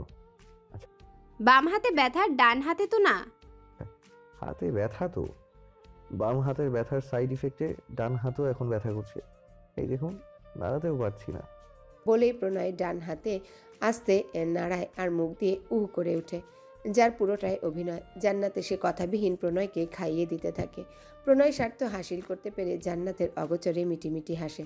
প্রণয় মনে মনে বলেই ওঠে, যতই রাজনীতি অপছন্দ করুন আপনি, আল্লাহ রাজি থাকলে শেষ পর্যন্ত এই রাজনীতিবিদের কাছেই ধরা দিতে হবে আপনাকে, জানো পাখি। হসপিটাল থেকে প্রণয়কে ডিসচার্জ করে বাড়িতে নিয়ে এসেছে 4 দিন পরে, কিন্তু তারপর থেকে প্রণয়ের সাথে কথা বলছে না জান্নাত। কথা বলা তো দূরে থাক, চোখের সামনেও আসছে না। 5 দিন হয়ে গেল প্রণয় জান্নাতকে দেখছে না। এতেই যেন তার হাঁসফাঁস শুরু হয়ে গেল। অভ্যাসরত আগে যেই সময় ব্যালকনিতে গিয়ে জান্নাতের সাথে কথা বলতো, এখন সেই সময় 2 ঘন্টা আগেও গিয়ে ব্যালকনিতে গিয়ে বসে থাকে, একবার জান্নাতকে চোখের দেখা দেখবে বলে। কিন্তু জান্নাত তার নজর মাড়ায় না। একদিকে জান্নাতকে না দেখতে পাওয়া, অন্যদিকে নির্বাচন প্রচারণার কাজ এবং ব্যবসা, সবকিছু নিয়ে প্রণয়ের যেন এক ভীতিগ্রস্ত অবস্থা। জান্নাত তার সামনে আসছে না কেন? সে কি কোনো দোষ করছে? খুঁজে পায় না প্রশ্নের উত্তর প্রণয়। বিছানায় বসে বিড়াল নিয়ে দুষ্টামি করছে জান্নাত। 2 দিন আগেই বিড়ালটাকে রাস্তায় কুড়িয়ে পেয়েছিল। বিড়াল হচ্ছে আদরপ্রিয়। এই যে 2 দিন আগে জান্নাত এনেছে তাকে, কিন্তু এমন ভাব হয়েছে জান্নাতের সাথে যেন জন্মান্তরের পরিচিত। জান্নাত পাশিয়াকে নিয়ে সময় কাটায়, ব্যালকনিতে যায় না। পাশের ব্যালকনির মানুষটাকে সে ভুলতে চায়। অল্প কিছুদিনের পরিচয় মানুষটা যেন মাথায় গেঁথে গেছে, চাইলেও ভুলতে পারছে না। আপু, প্রান্তিক ভাইয়া আর ইসি আপু এসেছে। জুরাইনের কথায় জান্নাত তাকায় তার দিকে। জুরাইনকে বলেই জুরাইন ছুটে যায় নিচে। প্রান্তিক আর ইসি রাহেলার সাথে কথা বলছিল ড্রয়িং রুমে। জুরাইন এগিয়ে তাদের বলে জান্নাতের রুমে যেতে। ইসি আর প্রান্তিক জান্নাতের রুমে আসে। 2 জনের রুমে গিয়ে দেখে জান্নাত পাশিয়াকে কোলে নিয়ে ব্যালকনির দরজার সামনে ফ্লোরে বসে প্রণয়ের ব্যালকনির দিকে তাকিয়ে আছে অনিমেষ নেত্রে। লোকটাকে আজকাল বড্ড বেশি মনে পড়ছে। সেও তো আজ 5টা দিন লোকটাকে একটা নজর দেখেনি, কিন্তু বাস্তবতার কাছে যে তার হাত পা বাঁধা। ভাইয়ের কথা যখন এতই মনে পড়ে, তাহলে কথা বলিস না কেন ভাইয়ের সাথে? কর্ণকুহরে কারো কথা পৌঁছাতেই জান্নাত আলগোছে সে চোখে চিকচিক করা পানিটুকু মুছে নেয়। মুখ ফিরিয়ে তাকায় রুমের দরজার দিকে। ইসি আর প্রান্তিক দাঁড়িয়ে আছে। জান্নাত পার্সিয়াকে রেখে উঠে আসে। 2 জনের উদ্দেশ্যে বলে, আয় বস। জান্নাতের কথাকে পাত্তা না দিয়ে ইসি এবার বলে ওঠে, কি রে প্রান্তিক, কি জিজ্ঞাসা করছে বলছিস না কেন? তোর হঠাৎ হলো কি? পেরুন ভাইয়ের সাথে তো কথা বলেছিস না? ওনাকে দেখা দিচ্ছে না কেন? ওনার সাথে কথা বলাটি কি আমার জন্য বাধ্যতামূলক ছিল নাকি? জান্নাতের এহেন প্রশ্নে চুপ করে যায় ইসি প্রান্তিক দুইজনাই। এই কথার বিপরীতে যে কিছু বলার নেই তাদের, কিন্তু এভাবে তো চলতে দেওয়া যায় না। এক জায়গা থেকে প্রণয় কষ্ট পাচ্ছে, অন্য জায়গা থেকে জান্নাত কষ্ট পাচ্ছে। যতই এই দুইজনে নিজেদের কষ্টগুলো লুকানোর চেষ্টা করুক না কেন, তবুও সেটা ইসি আর প্রান্তিকের চোখ এড়িয়ে যেতে পারেনি। যা করতে হবে তাদেরই করতে হবে এবার। পার্টি অফিসে বসে কাজ করছে প্রণয়। নির্বাচনের আর বেশি দিন বাকি নেই। মাঝে দিয়ে হসপিটালে থাকায় প্রচারণার সব কাজ জমে রয়েছে। বাহিরের কাজগুলো তো রিফাত, সজীব, সুজন সামলিয়েছে। প্রণয়ের থেকে কিছুটা দূরেই একটা চেয়ারে আফজাল সাহেব বসে আছে। মূলত তিনি প্রণয়দের হেড। নির্বাচন ভিত্তিক আলোচনা বা কাজ প্রণয়কে সাজেস্ট করেন তিনি। প্রণয়কে খুবই ভালোবাসেন তিনি। প্রণয় নিজ কাজে ব্যস্ত, তিনিও কাজে ব্যস্ত। হুট করে নীরবতার উপসংহার ঘটিয়ে আফজাল সাহেব প্রণয়কে বলে, কাজ কতটুকু হয়েছে প্রণয়? এই তো স্যার, এখনো আছে বাকি। এগুলো না হয় পরে এসে করিও, রাত 12টা বাজে, বাড়ি চলে যাও। প্রণয় ঘড়ির দিকে তাকায় একবার। রাত 12:15 বাজে। প্রণয় আফজাল সাহেবের উদ্দেশ্যে স্বগতোক্তি করে বলে, স্যার, আমি কাজ ফেলে রাখতে চাই না। নির্বাচনের আর বেশি দিন বাকি নেই। প্রচারণার কাজগুলো এখনো পুরোপুরিভাবে শেষ হয়নি, তাই কাজ শেষ হলেই যাব। আচ্ছা, তা প্রচারণার ব্যানার বা মাইকিং করবে কি? না স্যার, আমি কোনো প্রকার শব্দ দূষণ বা পরিবেশ দূষিত হোক চাই না। ভাগ্যে থাকলে ইনশাআল্লাহ জিতে যাব মানুষের ভালোবাসায়। নিজের মতো চেষ্টা করে যাই, বাকিটা আল্লাহর ইচ্ছা। আচ্ছা, দোয়া রইল তোমার জন্য। রাত 2টায় প্রণয় সব কাজ শেষ করে বাড়ির উদ্দেশ্যে রওনা দেওয়ার জন্য পার্টি অফিস থেকে বের হয়। গাড়ির কাছে যেতেই দেখে রিফাত, সজীব, সুজন দাঁতকে লিয়ে দাঁড়িয়ে আছে। প্রণয় ভ্রু কুঞ্চন করে তাকায় তাদের দিকে। অবাক নেত্রর পলক পালায় পরপর। কিছুক্ষণ চুপ থেকে বলে, প্রণয়ের তোরা এখনো বাড়ি যাসনি কেন? আমি না বলেছি বাড়ি ফিরে যেতে তোদের? কথায় তিনজনে একগাল হাসি দেয়। সজীব বলে, তাছাড়া আপনি এখানে নির্বাচনের কাজ নিয়ে কষ্ট করবেন আর আমরা বাড়িতে গিয়ে ঘুমাবো। রিফাতের কথার পরেই সুজন বলে ওঠে, আপনি যতক্ষণ পার্টি অফিসে থাকবেন আমরাও থাকবো আপনার সাথে, কোনো হেরফের হবে না কথার। এদের তিনজনের কথায় প্রণয় হেসে দেয়। তিনজনের উদ্দেশ্যে এই স্বগতোক্তি করে বলে, বিয়ের রাতেও কি আমার জন্য এভাবে বসে থাকবি নাকি বউয়ের কাছে যাবি? প্রণয়ের কথায় তিনজনের হাসি থেমে মুখটা চুপসে যায়।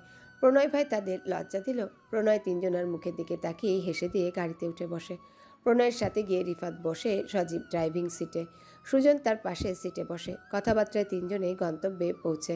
রাত 3:05 বাজে। প্রণয় ব্যালকনিতে বসে মস্ত বড় আকাশটার দিকে তাকিয়ে আছে, যেন ও নীরবে আল্লাহর কাছে তার হাজারো কথা জানিয়ে দিচ্ছে। আকাশে তারার মেলা, কিন্তু চাঁদ নেই। আকাশে যেমন চাঁদ নেই, ঠিক তেমনি পাশের ব্যালকনিতে থাকা মানুষটাও নেই। আজ 6 দিন হয়ে গেল মানুষটিকে চোখের দেখা দেখতে পাচ্ছে না প্রণয়। প্রণয় ভাবতে থাকে, কেন জান্নাত তার সাথে লুকোচুরি খেলা খেলছে। তার রাজনীতির জন্যে? জান্নাত রাজনীতি অপছন্দ করে নাকি রাজনীতিবিদদের? জানা নেই, কিছু জানা নেই তার। প্রণয় আকাশ থেকে দৃষ্টি সরিয়ে পাশের ব্যালকনির দিকে তাকায়। তপ্ত নিঃশ্বাস ফেলে, উদাস গলায় শুধায়, আপনি আমার মনটাকে বড্ড বেশি পুড়াচ্ছেন জানেমান। বেশি পুড়িয়ে গেলে যে আপনার নামটাও এই মন থেকে পুড়ে যাবে, সরে যাবে, ভুলে যাবে। দয়া করে আর পুড়াবেন না। আপনার নামটা যে আমি মন থেকে পুড়াতে, সরে যেতে দিতে চাই না জানেমান। জান্নাত, ইসি, প্রান্তিক তিনজনে ভার্সিটি থেকে মাত্র বের হয়েছে। বাসার পথে হাঁটছে তিনজনে। কিছু দূর গেলে ইসি আলাদা হয়ে যাবে অন্য রাস্তায়। গ্রীষ্মের খাখা আর রোদে যাচ্ছে, তাই অবস্থা ভ্যাপসা। গরমে পুরো শরীর ঘেমে নিয়ে একাকার। ভার্সিটি থেকে অল্প কিছু দূর রাস্তা, 5 মিনিটের পথে একটা রেস্টুরেন্ট আছে। প্রান্তিক রেস্টুরেন্টের সামনে এসে জান্নাত আর ইসিকে উদ্দেশ্য করে বলে, দোস্ত, গরমে পুরো সিদ্ধ হয়ে গেছে, চল লাচ্ছি খেয়ে আসি ঠান্ডা ঠান্ডা। যাব, তবে বিল তোকে দিতে হবে। আমি আর বাবা গরিব শরীফ মানুষ। ইসির কথায় প্রান্তিক ভ্রু কুচকে তাকায়, নাক মুখ কুচকে ফেলে, যেন পৃথিবীর সব থেকে বিশ্রী কথা বলেছে ইসি। প্রান্তিক বলে, তুই তো কিপটাই, 1 টাকার চকলেট কিনে খাওয়াতে বললো, তুই দোকানদারকে জিজ্ঞেস করস মামা 8 আনার চকলেট আছে? ভাগ্যিস আমি উদার ধার মানুষ, না হলে আল্লাহ জানে ভবিষ্যতে যে তোর কি হতো। প্রান্তিকের কথা শেষ হতেই জান্নাত বলে ওঠে, তা প্রান্তিক, ইসির ভবিষ্যতের সাথে তোর কি সম্পর্ক একটু বুঝিয়ে বলতো। প্রান্তিক থতমত খেয়ে যায় জান্নাতের কথায়। আমতা আমতা করে বলে, ওইসব বুঝবি না, বুঝার বয়স তোর এখনো হয় নাই, চুপ থাক। জান্নাত এবার তেতে উঠে, কি পেয়েছে কি সবাই তাকে? সবাই বলে তার এখনও বুঝার বয়স হয় নাই। তা কত বছরে বুঝার বয়স হবে? জান্নাত রূঢ়ভাবে বলে, একদম এই কথা বলবি না, অসভ্য পোলা। তোরা সবাই পেয়েছিস কি আমাকে? তোর ভাইকেও কিছু জিজ্ঞেস করলে বলে আমার এখনো বোঝার বয়স হয় নাই। 10 বছরের জোড়াইনও বলে আমার এখনো বোঝার বয়স হয় নাই। সবাই প্রেম সম্পর্কে সব জানতা, আমি জিজ্ঞেস করলেই বলবে আমার বোঝার বয়স হয় নাই। জান্নাতের কথা শুনে ইসি প্রান্তিক মুখ চেপে হাসে। ইসি হাসি থামিয়ে বলে, তা পেরুন ভাইকে কি জিজ্ঞাসা করেছিস? আপনি কি আমাকে ভালোবাসেন এটাই জিজ্ঞাসা করেছিলি, নাকি আপনার কোনো গার্লফ্রেন্ড আছে এটা জিজ্ঞাসা করেছিলি? বেয়াদ্দব মাইয়া, কথা কবি না তুই আমার সাথে। তোরা দুইটাই বন্ধু নামের শত্রু। যা, তোদের থেকেও আমার পার্সিয়া অনেক ভালো। বলেই জান্নাত যেতে সামনের দিকে এগিয়ে যায়। ইসি আর প্রান্তিক পেছনে দাঁড়িয়ে হাসতে থাকে। বেজায় চটে গেছে জান্নাতি। প্রান্তিক পিছন থেকে কয়েকবার চেঁচিয়ে বলছে, এই জান্নাতি দাঁড়া, বাইকে ফোন করি, বলি তুই ভাইয়ের নামে আমাদের কাছে বদনাম করছিস। জান্নাত দাঁড়িয়ে যায় প্রান্তিক কথা শুনে। জান্নাত ঘুরে দাঁড়ায় প্রান্তিকের দিকে, কাট গলায় বলে ওঠে, তুই যদি তোর ভাইরে কিছু বলেছিস তোর হাত ভেঙে দিব আমি। সব দাঁত থাবড়া দিয়ে ফেলে আমার পার্সিয়াকে খেলতে দিব, অসভ্য পোলা। বলেই জান্নাত রেস্টুরেন্টে না গিয়ে সামনের দিকে হাঁটা ধরে। এই দুপুর সময়ে খুব কম সংখ্যক গাড়ি পাওয়া যায় না বললেই চলে। জান্নাত রাগে গজগজ করতে করতে যাচ্ছিল। পিছনে ইসি আর প্রান্তিকও আসছে হেঁটে। সামনে মোড় থেকে ইসি গাড়ি নিয়ে তার বাসার পথে যাবে। হঠাৎ জান্নাতের সামনে একটা গাড়ি থামতেই জান্নাত পা চালানো থামিয়ে দাঁড়িয়ে যায়। গাড়িটার দিকে উৎসুক দৃষ্টিতে তাকিয়ে আহে, কোন বেয়াক্কেল এভাবে গাড়ি থামিয়েছে? একবার গাড়ি থেকে বের হোক, আক্কেল শিখাই দিবে। এমনি পণ করে রেখেছে জান্নাত। গাড়ির দরজা খুলে বেরিয়ে আসে রাফসান মির্জা। জান্নাতের দিকে তাকিয়ে 32টা দাঁত দেখিয়ে হেসে দেয়। জান্নাত সামনে এসে দাঁড়ায়। জান্নাতের দিকে তাকিয়ে হেসে দেয় সে।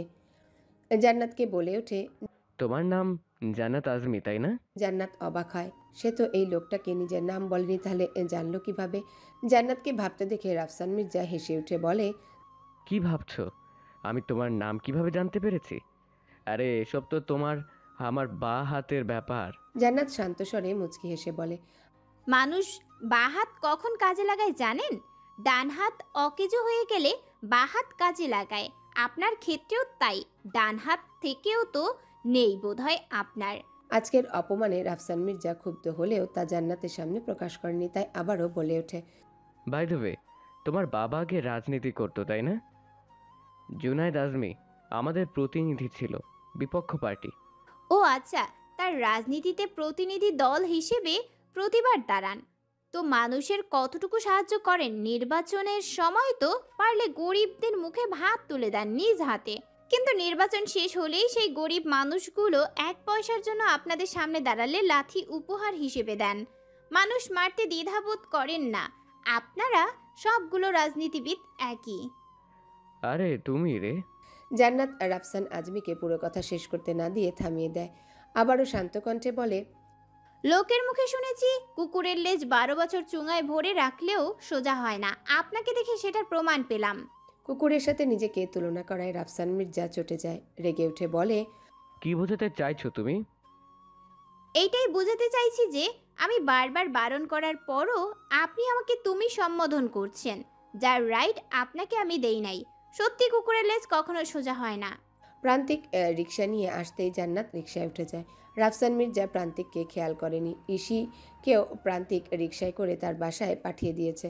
বিকাল 4টা বাজে। জান্নাত আসরের নামাজ পড়ে বসে মোবাইল ঘাটছে। হঠাৎ ফোন আসলে জান্নাত দেখে ইসি ফোন করেছে। ফোনটা তুলে কানে নিতেই ইসি বলে, যেন শোন, এক্ষুনি প্রান্তিকের বাসায় চলে আয়। কেন? আমি প্রান্তিকের বাসায় আছি, তাড়াতাড়ি আয়, 3 জন মিলে আড্ডা দেবো কিছুক্ষণ। কিন্তু কোনো কিন্তু না, তাড়াতাড়ি আয়। আগে বল, প্রান্তিকের ভাই বাসায় আছে? না, ভাইয়া নাকি রাত্রে 12টার বাজে আস্তে আস্তে। নির্বাচন তো সামনে। ও, কোন জায়গায় বসে কাকে মারতেছে জাগিয়ে দেখ। চুপ করবি তুই?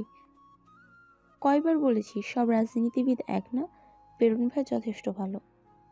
তোকে বলেছে আমার কাছে তার সুনাম গাওয়ার জন্য? তোর সাথে কথা বলাটাই ভুল, তাড়াতাড়ি চলে আয় বাসায়। ঠিক আছে। জান্নাত ফোন কেটে মাথায় ওড়না চাপিয়ে নিচে চলে যায়। আল্লাদি বসে বসে সিরিয়াল দেখছে। জুরাইন খেলতে গেছে। জুনায়েদ আজমি অফিসে, রাহেলা রান্নাঘরে কিছু একটা করছে। জান্নাত রাহেলার কাছে গিয়ে দাঁড়ায়। রাহেলা মেয়ের দিকে একবার তাকিয়ে বলে, কিছু বলবি? মা, আমি একটু প্রান্তিকের বাসা থেকে আসি, ইসিও আসছে ওই বাসায়। ঠিক আছে, তাহলে 1 মিনিট দাঁড়া, আমিও যাব একটু। রোকসানার সাথে কথা আছে, আর এই পিঠাগুলো নিয়ে যাব। একটা বক্সে রাহেলা পিঠা সাজিয়ে নিয়েছে। কিছুক্ষণ পরে রাহেলা আল্লাদিকে দরজা আটকাতে বলে বেরিয়ে যায় শাহরিয়ার পাভেলের বাসার উদ্দেশ্যে। জান্নাত আর রাহেলা বাসার গেট পার হয়ে ভেতরে ঢুকতে দেখে কালো পোশাক পরিহিত কতগুলো বলিয়ান পুরুষ দাঁড়িয়ে আছে।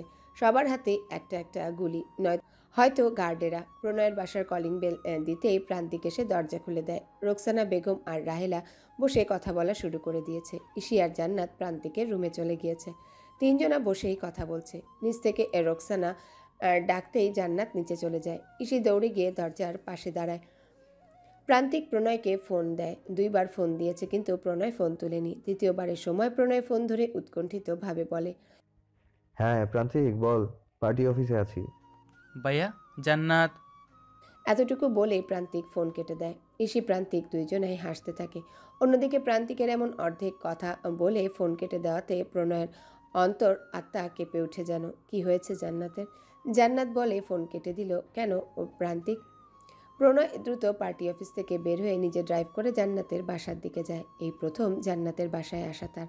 জান্নাতের বাসার কলিং বেল বাজাতেই আল্লা দিয়ে এসে দরজা খুলে দেয়। প্রণয়ের দিকে তাকিয়ে বলে, খালাম্মা বাসায় নাই প্রণয় ভাই, আপামনি আর খালাম্মা তো আপনাকে বাসায় গেছে ভাই। প্রণয় পাঞ্জাবির হাতা দিয়ে কপালের ঘাম মুছে বলে, জান্নাত আছে? ওর কি হয়েছে? প্রণয়ের কথায় আল্লাদি অবাক হয়। আপামনির আবার কি হইব? আল্লাদি বলে, আচ্ছা। বলে প্রণয় আর এক মুহূর্ত না দাঁড়িয়ে নিজের বাসার দিকে যায়। সারা শরীর ঘেমে চুপচুপে হয়ে গেছে তার। শুভ্র পাঞ্জাবিটা শরীরের সাথে ঘামে চিপকে গেছে। চোখের রিমলেস চশমার আড়ালে ঘামের ফোঁটা, কপাল বেয়ে ঘাম গড়িয়ে পড়ছে। মনের ভিতর অজানা ভয়। 1 সপ্তাহ মেয়েটাকে দেখে না। কি হয়েছে আল্লাহ জানে। আল্লাহ যাতে ঠিক রাখে। প্রণয় দরজার কলিং বেল দিতে জান্নাত এসে দরজা খুলে। রোকসানা আর রাহেলা রান্নাঘরে। প্রান্তিক ইসি উপরে থাকায় জান্নাত এসেছে দরজা খুলতে। কিন্তু দরজা খুলে যে মানুষটাকে দেখবে সে ভাবেনি। ইসি তো বলেছে মিস্টার ভালোবাসা রাত 12টায় আসবে, তবে এত তাড়াতাড়ি আসলো যে?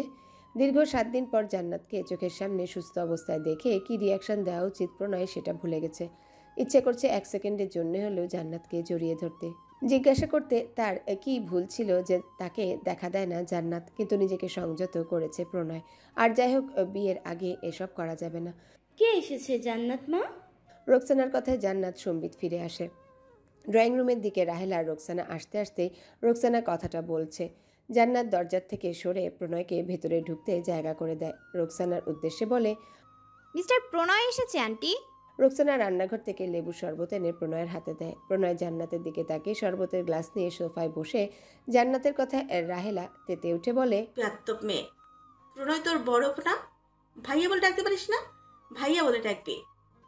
রাহেলার কথায় প্রণয়ের গলায় শরবত আটকে কাশতে শুরু হয়ে গেছে। জান্নাত চুপ করে দাঁড়িয়ে আছে। উপর থেকে প্রান্তিক আর ঋষি সব দাঁড়িয়ে দেখে কপাল চাপড়াচ্ছে। শেষে কিনা ভাইয়া বানিয়ে দিল। তাদের এত কষ্টের প্ল্যান জান্নাত আর প্রণয়ের কে একসাথে করার। প্রান্তিক ইসির কাঁধে হাত রেখে বলে, বুঝলি শিশি, এত কষ্টের ফল দেখার পরে বলতে ইচ্ছা করে, ভুরে ডাকে কাক, আমি তো অবাক। আপনি কি খুন করেন? হঠাৎ জান্নাতের এমন কথায় ভ্যাবাচাকা খেয়ে যায় প্রণয়। প্রান্তিকের রুমের ব্যালকনিতে দাঁড়িয়ে জান্নাত প্রণয় কথা বলছে।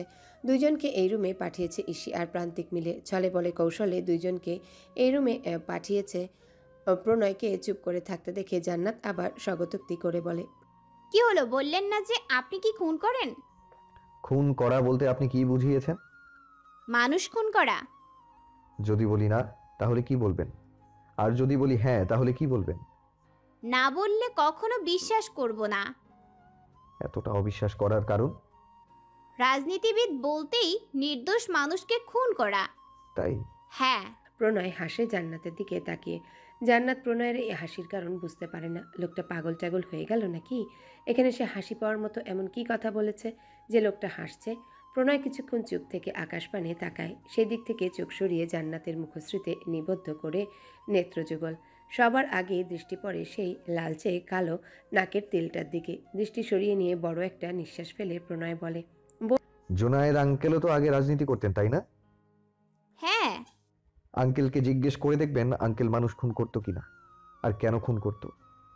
বলেই প্রণয় পকেট থেকে ফোনটা বের করে প্রান্তিককে কল করে বলে দরজা খুলে দেওয়ার জন্যে। প্রান্তিক এসে দরজা খুলে দিয়ে আবার লাপাত্তা হয়ে যায়। আজকে বড় ভাইয়ের সাথে যা করেছে, এরপর যদি ভাই কাছে পায় তাকে, তাহলে বোধহয় আস্ত রাখবে না। এই ভয়ে প্রণয়ের কাছ থেকে প্রান্তিক পালিয়ে পালিয়ে বেড়াচ্ছে।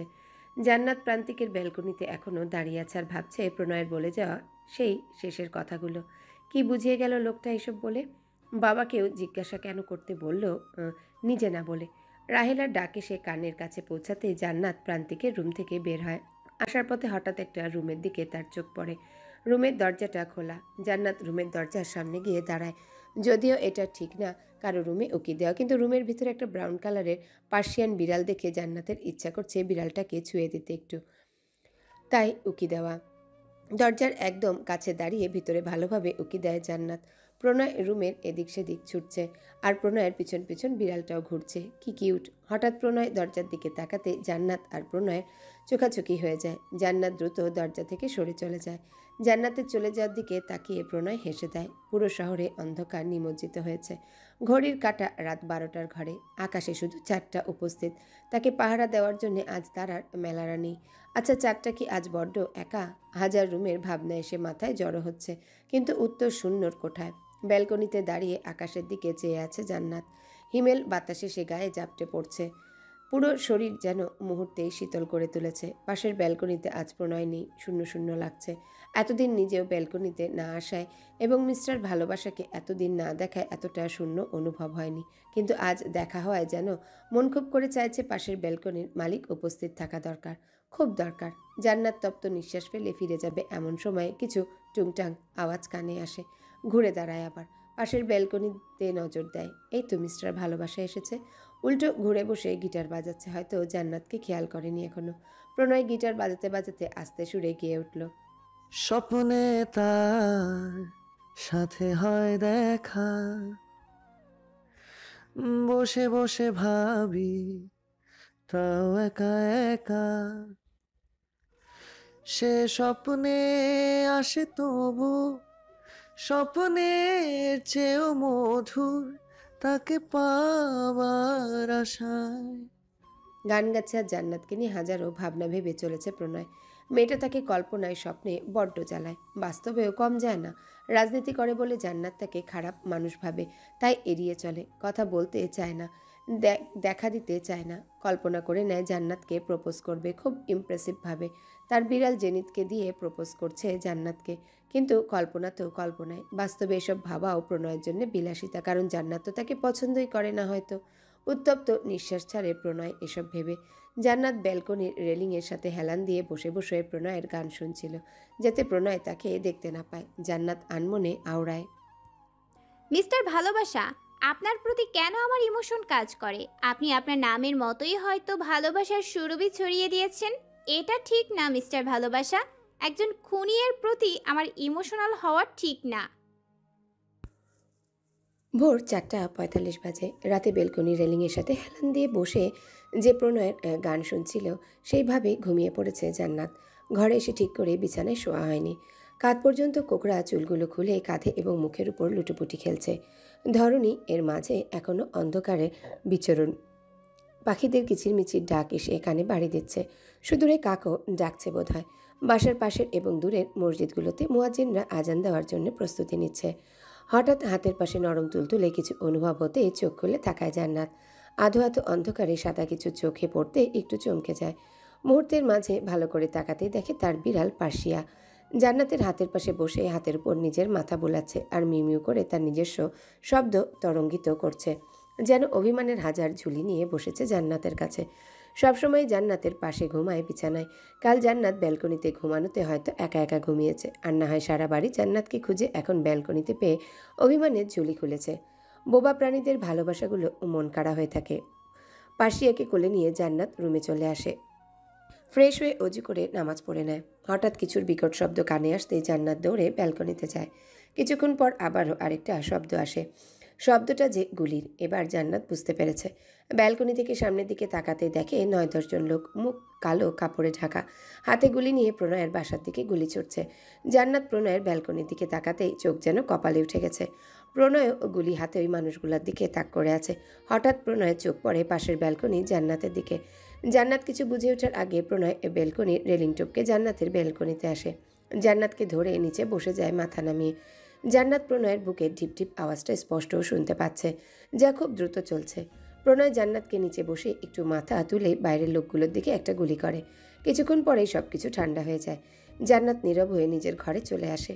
আজকে সহ দ্বিতীয়বার প্রণয়কে সে মানুষ খুন করতে দেখেছে। 4 কিংবা 5 দিন আগে একদিন জান্নাত পাশিয়াকে খুঁজতে খুঁজতে বাসার পেছনের দিকটায় যায়। বাসার পেছনের দিকে ছোট একটা ডোবা আছে। জান্নাতের হঠাৎ চোখ পড়ে ডোবার পাশের মানুষটার দিকে, যে উল্টো ঘুরে দাঁড়িয়ে আছে। জান্নাত দ্রুত একটা গাছের পেছনে লুকিয়ে যায় মানুষটাকে সেটা দেখার জন্যে। জান্নাত গাছের পেছন থেকে লুকিয়ে লুকিয়ে দেখতে থাকে। ডোবার পাশে দাঁড়ানো মানুষটার হাতে একটা রক্তমাখা ছুরি, হাতটাও রক্ত দিয়ে মাখা। ডোবার এক পাশে নেমে ছুরিটা ধুয়ে হাতও ধুয়ে নেয়। ছুরি নিয়ে ডোবার উপর উঠতেই যেন জান্নাতের চক্ষু চড়ক গাছ। প্রণয়কে দেখে জান্নাত পুরো অবাক হয়ে যায়। লোকটা হসপিটাল থেকে গতকাল এসেছে, অথচ আজই মানুষ মেরেছে। উনি মানুষ খুন করে? আগে থেকে রাজনীতিবিদ পছন্দ না। রাজনীতিবিদরা নির্দোষ মানুষ খুন করে বলে জান্নাতের ধারণা। তারপরও প্রণয়কে সে ভালো ভেবেছিল, কিন্তু প্রণয় তার ধারণা সত্যি করে প্রণয়ের জন্য তৈরি ভাবনাকে মিথ্যা প্রমাণ করে দিয়েছে। প্রণয়ও মানুষ মারে, নির্দোষ মানুষদের খুন করে। জান্নাতের ভাবনার ছেদ ঘটে প্রণয়ের কথায়। প্রণয় জান্নাতের দিকে তাকিয়ে বলে, জান্নাত, আপনি ঠিক আছেন? আজও আবার মানুষ খুন করলেন আপনি? মানে? জান্নাত কিছু বলবে তার আগে রুমে ঢুকে জুনায়েদ আজমি আর রাহেলা।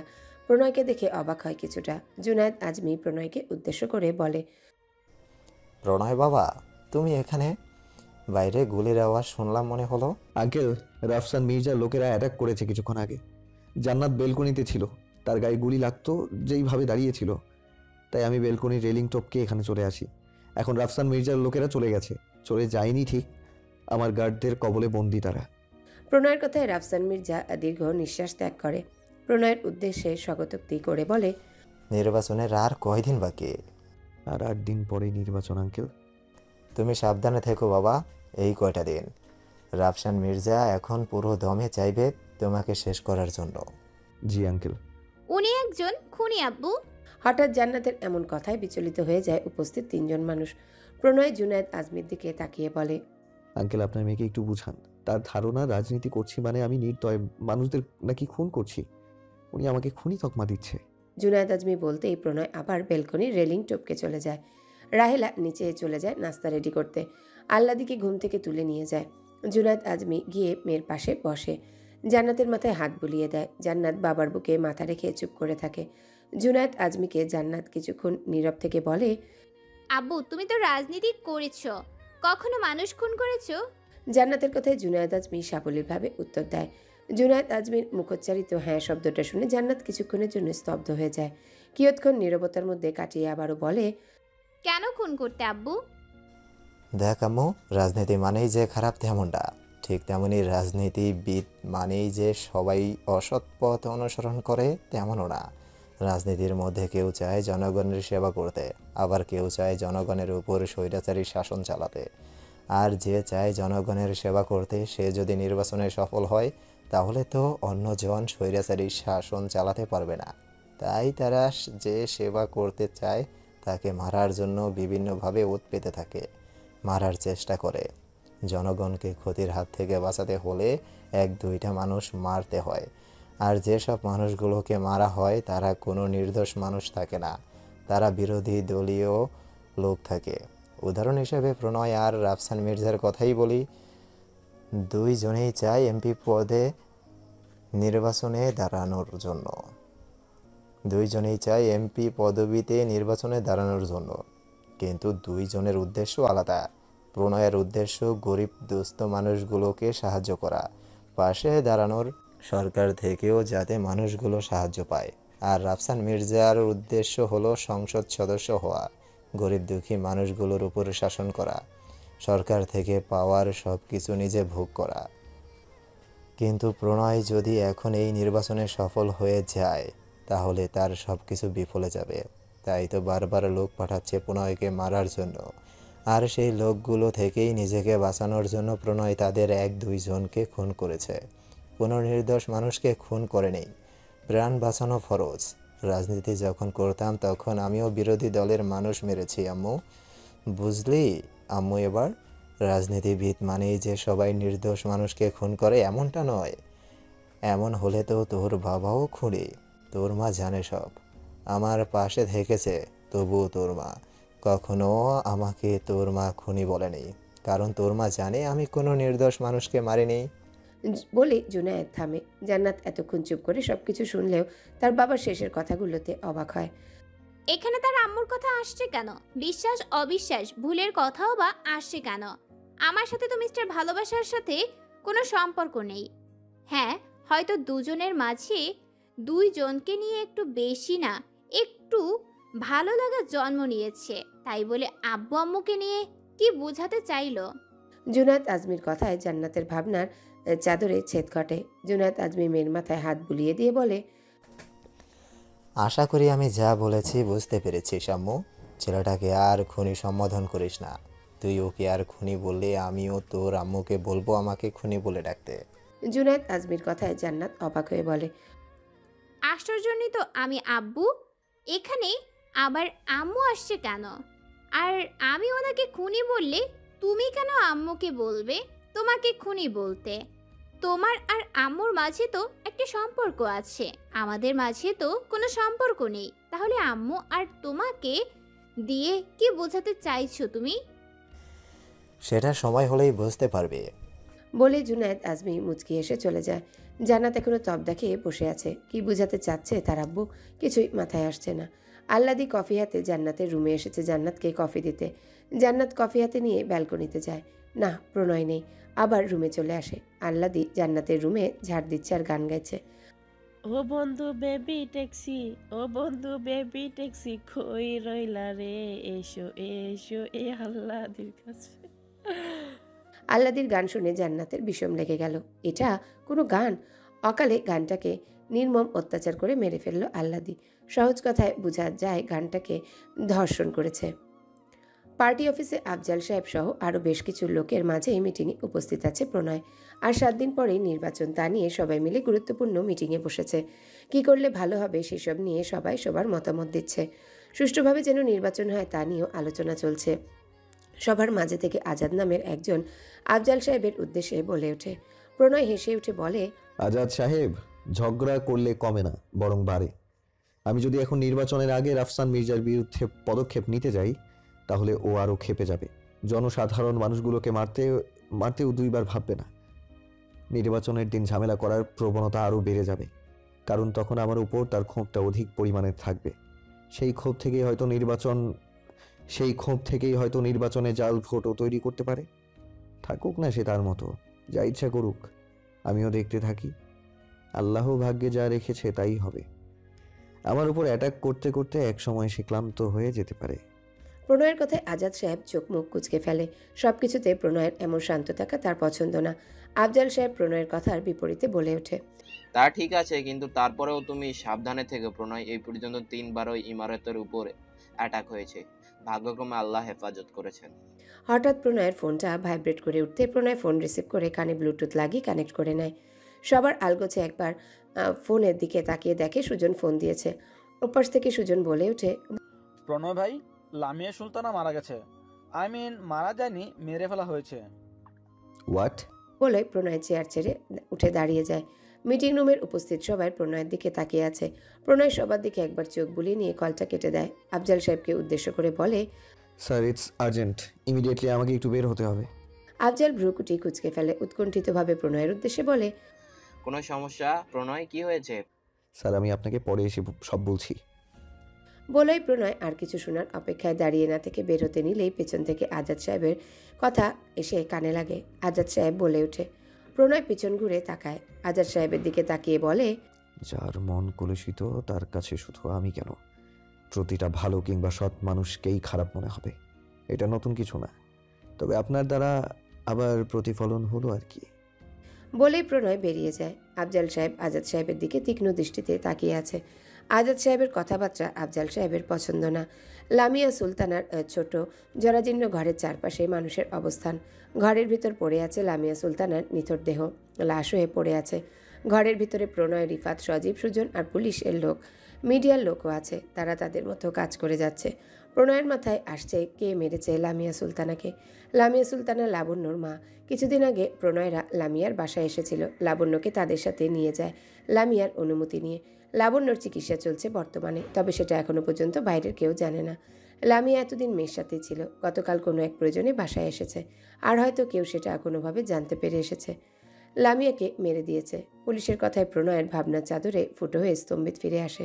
পুলিশ অফিসার প্রণয়কে বলে, স্যার, লাশটা কি করব? পোস্টমর্টম করাতে কি নিয়ে যাব? প্রণয় নিঃশ্বাস ত্যাগ করে বলে, না অফিসার, তার দরকার নেই। মনে হয় না রেপ করা হয়েছে। দেখে বোঝা যাচ্ছে একজন পেছন থেকে হাত মুচড়ে ধরেছিল, আরেকজন সামনে থেকে ধরলে ছুরি আরেকজন সামনে থেকে ধারালো ছুরি গলার রগে চালিয়ে মেরেছে।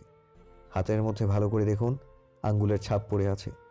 আপনি শুধু একটা কাজ করুন, হাতের মধ্যে অন্য হাতে যে আঙ্গুলের ছাপ পড়ে আছে সেটা নিয়ে রাখার ব্যবস্থা করুন, তারপরই দাফন করা হবে। জি স্যার। বলে প্রণয় লামিয়া সুলতানার দিকে একবার তাকায়। সেদিন লাবণ্য যেই বিছানায় শুয়েছিল সেই বিছানায় লামিয়ার লাশ পড়ে আছে। কাটা গলা দিয়ে যেন রক্তের স্রোত বয়ে গেছে। বিছানায় রক্ত দিয়ে রঞ্জিত। প্রণয়ের চোখের উপর ভাসছে প্রথম যেই দিন এসেছিল সেই দিনের কথা। প্রণয়রা যখন সেই দিন লামিয়ার ঘর থেকে চলে আসছিল, সেই দিন প্রণয়কে লামিয়া জড়িয়ে ধরেছিল। 3 দিন আগেও যখন লাবণ্যকে দেখতে গিয়েছিল প্রণয়, লামিয়া প্রণয়ের হাত দুটো ধরে প্রণয়কে বলেছিল, বাবা, তোমার বোনটা কি আর সুস্থ হবে না? ওকে তোমার বোনের মতো সব সময় আগলে রেখো। আমার কোনো ছেলে নেই, তুমি আমার ছেলের মতোই। লাবণ্য সুস্থ হবে কিনা জানি না, তবু ওকে আগলে রেখো। প্রণয়ের সেই কথাগুলো ভাবতে ভাবতে বের হয়ে আসে লামিয়ার ঘর থেকে। সুজন সজীবকে দাফনের সবকিছু জোগাড় করতে বলে। পুলিশের কাজ শেষ হলে লামিয়াকে গোসল দেওয়া হবে। চারিদিকে রোদের উত্তপ্ত তাপ পুরো পৃথিবীটাকে যেন ঝলসে দিবে। দুপুর 3টা বাজে। জোহরের নামাজের পরে লামিয়া সুলতানার জানাজা দাফনের কাজ সম্পন্ন করা হয়। ফাঁকা রাস্তায় এখন নিজেই ড্রাইভ করছে প্রণয়। কিছুক্ষণ একা থাকার জন্য আজকে আর সজীবকে ড্রাইভ করতে আসতে বলেনি। ফোনটা নিয়ে রিফাতকে ফোন দেয়। রিফাত ফোন ধরে বলে, আসসালামু আলাইকুম প্রণয় ভাই। হ্যাঁ ওয়ালাইকুম আসসালাম। শোন, একটা কথা বলার ছিল। ভাই বলেন, আমি শুনেছি। আচ্ছা, লাবণ্য এর ওখানে আরো গার্ড বাড়িয়ে দে, কড়া নজর রাখতে বল সবাইকে, আর গার্ডদের সব ইনফরমেশন নিয়ে তবে ওখানে রাখবি। লাবণ্য এর ওপরে যাতে কোনো প্রকার ক্ষতির প্রভাব না আসে। ভাই বলে রিফাত ফোন কেটে দেয়। প্রণয় গাড়ি চালাতে চালাতে হঠাৎ এক জায়গায় এসে ব্রেক করে। সামনে জান্নাত হাঁটছে। প্রণয় গাড়ি থেকে নামে। দ্রুত হেঁটে জান্নাতকে পেছন থেকে ডাক দেয়, এই যে জান্নাত, শুনছেন? দাঁড়ান। পিছন থেকে কেউ ডাকছে বুঝতে পেরে জান্নাত দাঁড়িয়ে যায়। পেছনে তাকিয়ে দেখে প্রণয়।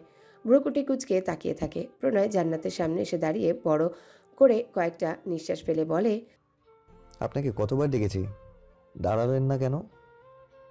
আমি আরো হয়রান হয়ে গেছি দৌড়াতে গিয়ে। জান্নাত প্রণয়ের পিছনে কিছুটা দূরে গাড়ির দিকে তাকায়। প্রণয়ের দিকে তীক্ষ্ণ দৃষ্টিতে তাকিয়ে বলে, আপনাকে দৌড়াতে কে বলেছে? এতটুকু গাড়ি দিয়ে আসলে কি গাড়ির সব তেল শেষ হয়ে যেত? রাজনীতিবিদরা যে এত হিসেব করে চলে আর জানলাম। প্রণয় অবাক, কি বলছে কি জান্নাত? একবার ওকে খুনি বলা, এখন আবার বুঝাতে চাইছে কিপটা। এ কি মেরে বাবা? প্রণয় জান্নাতের দিকে তাকিয়ে বলে, হঠাৎ এই অসময়ে এখানে যে? আচ্ছা চলুন গাড়িতে বসে কথা বলি, এখন রিক্সা পাবেন বলে মনে হয় না, তাছাড়া গরমও অনেক। জান্নাত আর দ্বিরুক্তি প্রকাশ করে না। প্রণয়ের সাথে গাড়ির দিকে হাঁটতে লাগলো আর মুখে বলল, ইসির সাথে একটা কাজে গিয়েছিলাম, কাজ শেষ হতে দেরি হয়ে গেছিল। এই দিকে গাড়িও পাচ্ছিলাম না। 1-2টা যা পেতাম বাসার রাস্তায় যেতে রাজি হচ্ছিল না, তাই হেঁটে হেঁটে চলছিলাম। রথ থাকতে পথ ধরা এমন। প্রণয় হেসে দেয়। গাড়ির দরজা খুলে দিয়ে বসতে বলে জান্নাতকে। জান্নাতও গিয়ে বসে। প্রণয় ঘুরে এসে গাড়িতে ড্রাইভিং সিটে বসে। জান্নাতের চোখ যায় পিছনের সিটের দিকে। ছোট্ট 2টা প্যাকেটের মধ্যে দানাদার কিছু আছে বলে মনে হচ্ছিল। জান্নাত প্রণয়কে বলে, পিছনের সিটে এগুলো কি? প্রণয় পিছনের দিকে একবার তাকিয়ে আবার জান্নাতের দিকে তাকিয়ে মুচকি হেসে বলে, ক্যাট ফুড জেনিথের জন্য নিয়েছি। আপনি ব্রাউন কালারের যে বিড়ালটাকে আমার রুমে উকি দিতে দেখেছেন, তার নাম জেনিথ। জান্নাত কিছুটা লজ্জা পেয়ে যায়। সেই দিন উকি দিতে গিয়ে ধরা পড়ে যাওয়ার কথাটা মনে আসতে। তবুও নিজেকে ধাতস্থ করে বলে, আপনার জেনিত কিন্তু মাশাল্লাহ খুব সুন্দর মিস্টার ভালোবাসা, ব্রাউন কালার গুলোমুলো, মাশাল্লাহ। আপনার পার্সিয়াও মাশাআল্লাহ সুন্দর, সাদা কালার, চোখে ধরার মতো। তবে আপনি চাইলে জেনিতকে নিতে পারেন, তবে সাথে জেনিতের মালিকের দায়িত্বটাও নিতে হবে। জান্নাত অবাক হয়ে প্রণয়ের দিকে তাকায়। প্রণয় ভাবলেশীনভাবে ড্রাইভ করছে। জান্নাত প্রণয়কে বলে, মানে বুঝতে পারিনি। ওহো জান্নাত, আপনি এত কথা বলছেন কেন? আপনার কথার কারণে আমি ড্রাইভিংয়ে মনোযোগ দিতে পারছি না। ইচ্ছে তো করে মনোযোগ দিয়ে আপনাকে দেখি। বাই দ্য ওয়ে, আঙ্কেলকে জিজ্ঞেস করেছেন মানুষ খুনের ব্যাপারে? হুম। ভুল ভেঙেছে এবার? হ্যাঁ। একটা কথা বলি আপনাকে, রাখবেন? হ্যাঁ বলুন, রাখার মতো হলে রাখবো ইনশাল্লাহ। এবার থেকে আপনি বাসার বাইরে বের হওয়ার সময় মুখ থেকে বের হবেন প্লিজ। বোরকা হিজাব তো পরেনি, সাথে নিকাবটাও একটু যোগ করুন প্লিজ। আমি আপনার ভালোর জন্যই বলছি। সেই দিনের মারামারিতে বিরোধী দলের লোকেরা আপনাকে আমার সাথে দেখেছে। পথে ঘাটে যে কোনো সময় আপনাকে ওরা দেখলে ক্ষতি করতে পারে, আর আমি তা চাই না। তাই প্লিজ আমার অনুরোধটা রাখুন, নিকাব সহ পরবেন এবার থেকে। জান্নাত কিছুক্ষণ চুপ থেকে তপ্ত নিঃশ্বাস ছাড়ে। কিয়ৎক্ষণ পরেই বলে, ঠিক আছে, এবার থেকে আমি নিকাব পরে বের হব। প্রণয় হেসে দেয়। জান্নাত তার অনুরোধটা রাখবে জেনে। জান্নাত তাকিয়ে থাকে প্রণয়ের সেই অমায়িক হাসিটার দিকে। আজকে চোখে চশমাটা নেই। হঠাৎ প্রণয়ের কথায় জান্নাতের ভাবনার বিচ্যুতি ঘটে। প্রণয় বলে ওঠে, এইভাবে তাকিয়ে থাকবেন না প্লিজ জান্নাত, আমার লজ্জা করে। এত লজ্জায় মরেই যাব আমি। ইতিহাস রচিত হয়ে যাবে, সারা শহর, টিভি, নিউজ পেপারে একটা কথাই তখন বলা হবে, জান্নাত নামের একটা মেয়ের তাকিয়ে জান্নাত নামের একটা মেয়ের তাকিয়ে থাকাতে লজ্জা পেয়ে মারা গেছে প্রণয় নামের শান্তশিষ্ট সহজ সরল এক অবুঝ যুবক। জান্নাত অবাক হয়ে চোখ বড় বড় করে তাকিয়ে আছে প্রণয়ের দিকে। কী সব বলল মিস্টার ভালোবাসা? সে নাকি অবুঝ যুবক? মিস্টার ভালোবাসাকে অবুঝ যুবক বললে তো অবুঝ যুবকদের অপমান করা হলো। জান্নাত বিরক্তিতে মুখ কুচকে অন্যদিকে মুখ ফিরিয়ে নেয়। জানালার বাইরের দিকে তাকিয়ে থাকে। রিফাত, তোর কি মনে হয় লামিয়া সুলতানাকে কে মারতে পারে? প্রণয়ের কথায় রিফাত তাকায় প্রণয়ের দিকে। প্রণয়ের অফিসেই চারজনে প্রণয়ের অফিস রুমে বসে আছে। চারজনের মাঝে লামিয়া সুলতানার মার্ডার নিয়ে কথা বলছে। রিফাত কিছু বলে ওঠার আগেই সুজন সহসায় অকপটে বলে ওঠে, প্রণয় ভাই, আমার তো মনে হয় রাফসান মির্জার লোকই মেরেছে। সুজনের কথায় প্রণয় তাকায় সুজনের দিকে। চোখের চশমাটা খুলে টেবিলের উপর রাখে রিফাত। সজীব সুজনের দিকে তাকিয়ে বলে, আন্দাজের উপর তো সন্দেহ করা ঠিক না, প্রমাণ ছাড়া কিছুই করা যাবে না। রিফাত বলে ওঠে, প্রণয় ভাই, আমার তো মনে হয় ওরা লাবণ্যকে খুঁজতে এসেছিল। লামিয়া সুলতানাকে হয়তো জিজ্ঞেস করছিল, উনি স্বীকার না করাতে ওনাকে মেরে দিয়ে চলে গেছে। এটা পয়েন্ট হিসেবে ধরা যায়। প্রণয় বা সজীবের দিকে তাকিয়ে বলে, সজীব, জামিলের মার্ডারের ব্যাপারে কোনো কিছু জানতে পেরেছিস? প্রণয় তপ্ত নিঃশ্বাস ফেলে। কিছু একটা মনে পড়তেই বলে ওঠে, লাবণ্য এর অবস্থা কেমন এখন? আগের থেকেও ভালো নাকি খারাপ? রিফাত প্রতি উত্তরে বলে, এখন কিছু বোঝা যাচ্ছে না ভাই। ডাক্তাররা চিকিৎসা চালিয়ে যাচ্ছে বিভিন্নভাবে। হাই পাওয়ারের ড্রাগ ছিল, তাই হয়তো ওষুধের কাজ করতে সময় নিচ্ছে। কি আচ্ছা, খেয়াল রাখিস যাতে বাইরের কেউ না যায় ওর কেবিনে। খেয়াল রাখিস যাতে বাইরের কেউ না যায় ওর কেবিনে, এবং যে সব ডাক্তারদের বলেছি ওর চিকিৎসা করতে, তারা ব্যতীত অন্য কোনো ডাক্তার বা নার্স যেন না যায়। নতুন কেউ লাবণ্য এর চিকিৎসা করতে চাইলে আগে আমাকে জানাবি। বলা যায় না শত্রু কখন ছদ্মবেশ নিয়ে এসে ওর ক্ষতি করে। লাবণ্য ঠিক হলে অন্তত ওর থেকে কিছু হলেও জানতে পারবো। তাছাড়া লামিয়া সুলতানা লাবণ্যকে আমার দায়িত্বে রেখে গেছে, ওর ক্ষতি যাতে না হয় সেটা চাইব। রক্ত এর সম্পর্ক না হলেও আমাদের বোনের মতো।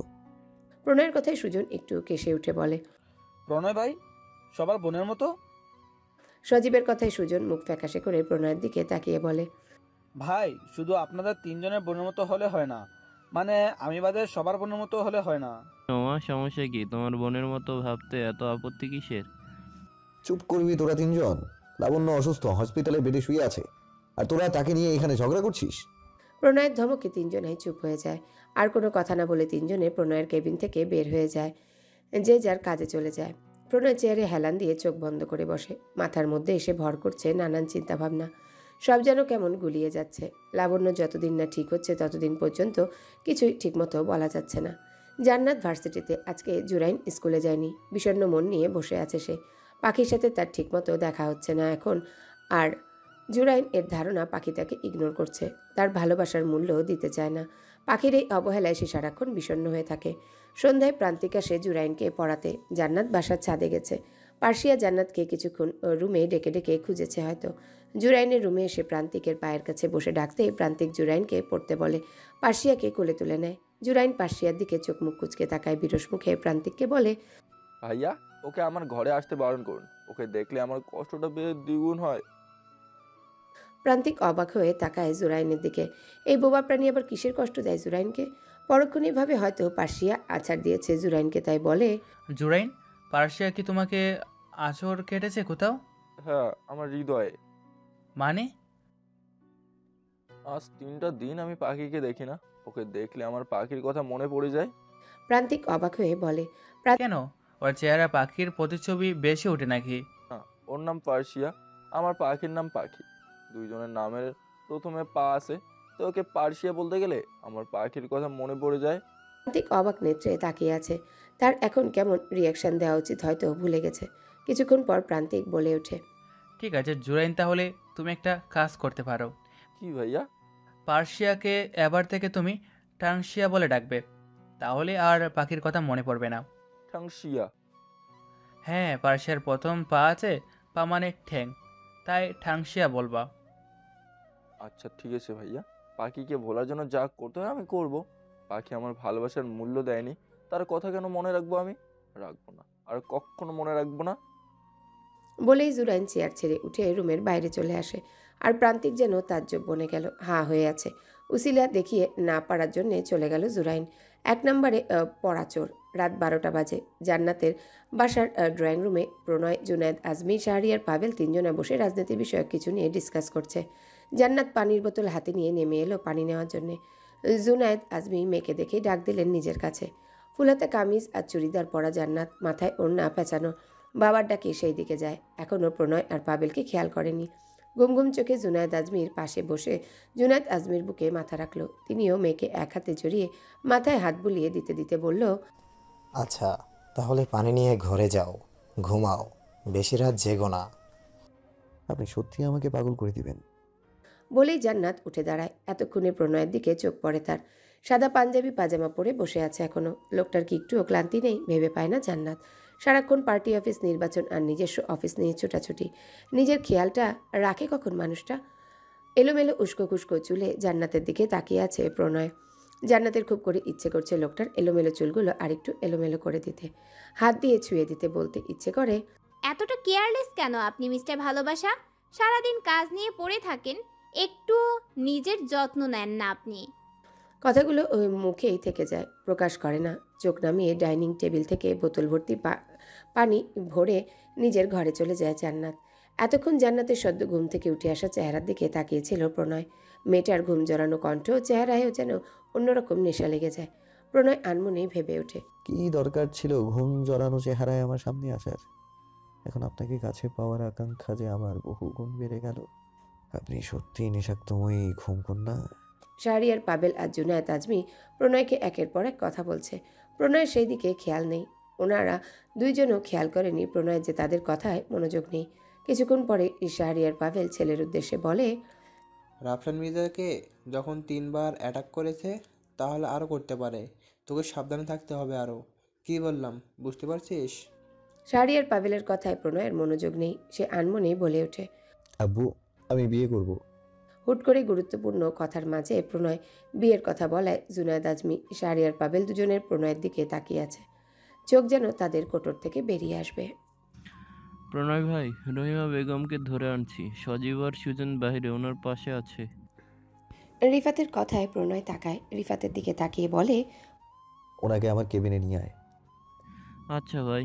বলে রিফাত বের হয়ে যায়। প্রণয় চেয়ারে মাথাসহ শরীর হেলিয়ে দিয়ে চোখ বন্ধ করে থাকে। প্রণয় জানতে পেরেছে লামিয়া সুলতানা বাসায় আসার কথা রহিমা বেগম রাফসান মির্জার লোকদের জানিয়েছে, তাই রহিমা বেগমকে নিয়ে আসার জন্য বলেছিল। দরজায় নক হতেই প্রণয় অনুমতি দেয় ভিতরে আসতে।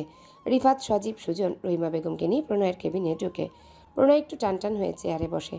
রহিমা বেগমের দিকে একবার তাকিয়ে আবার মাথাটা নিচু করে ফেলে।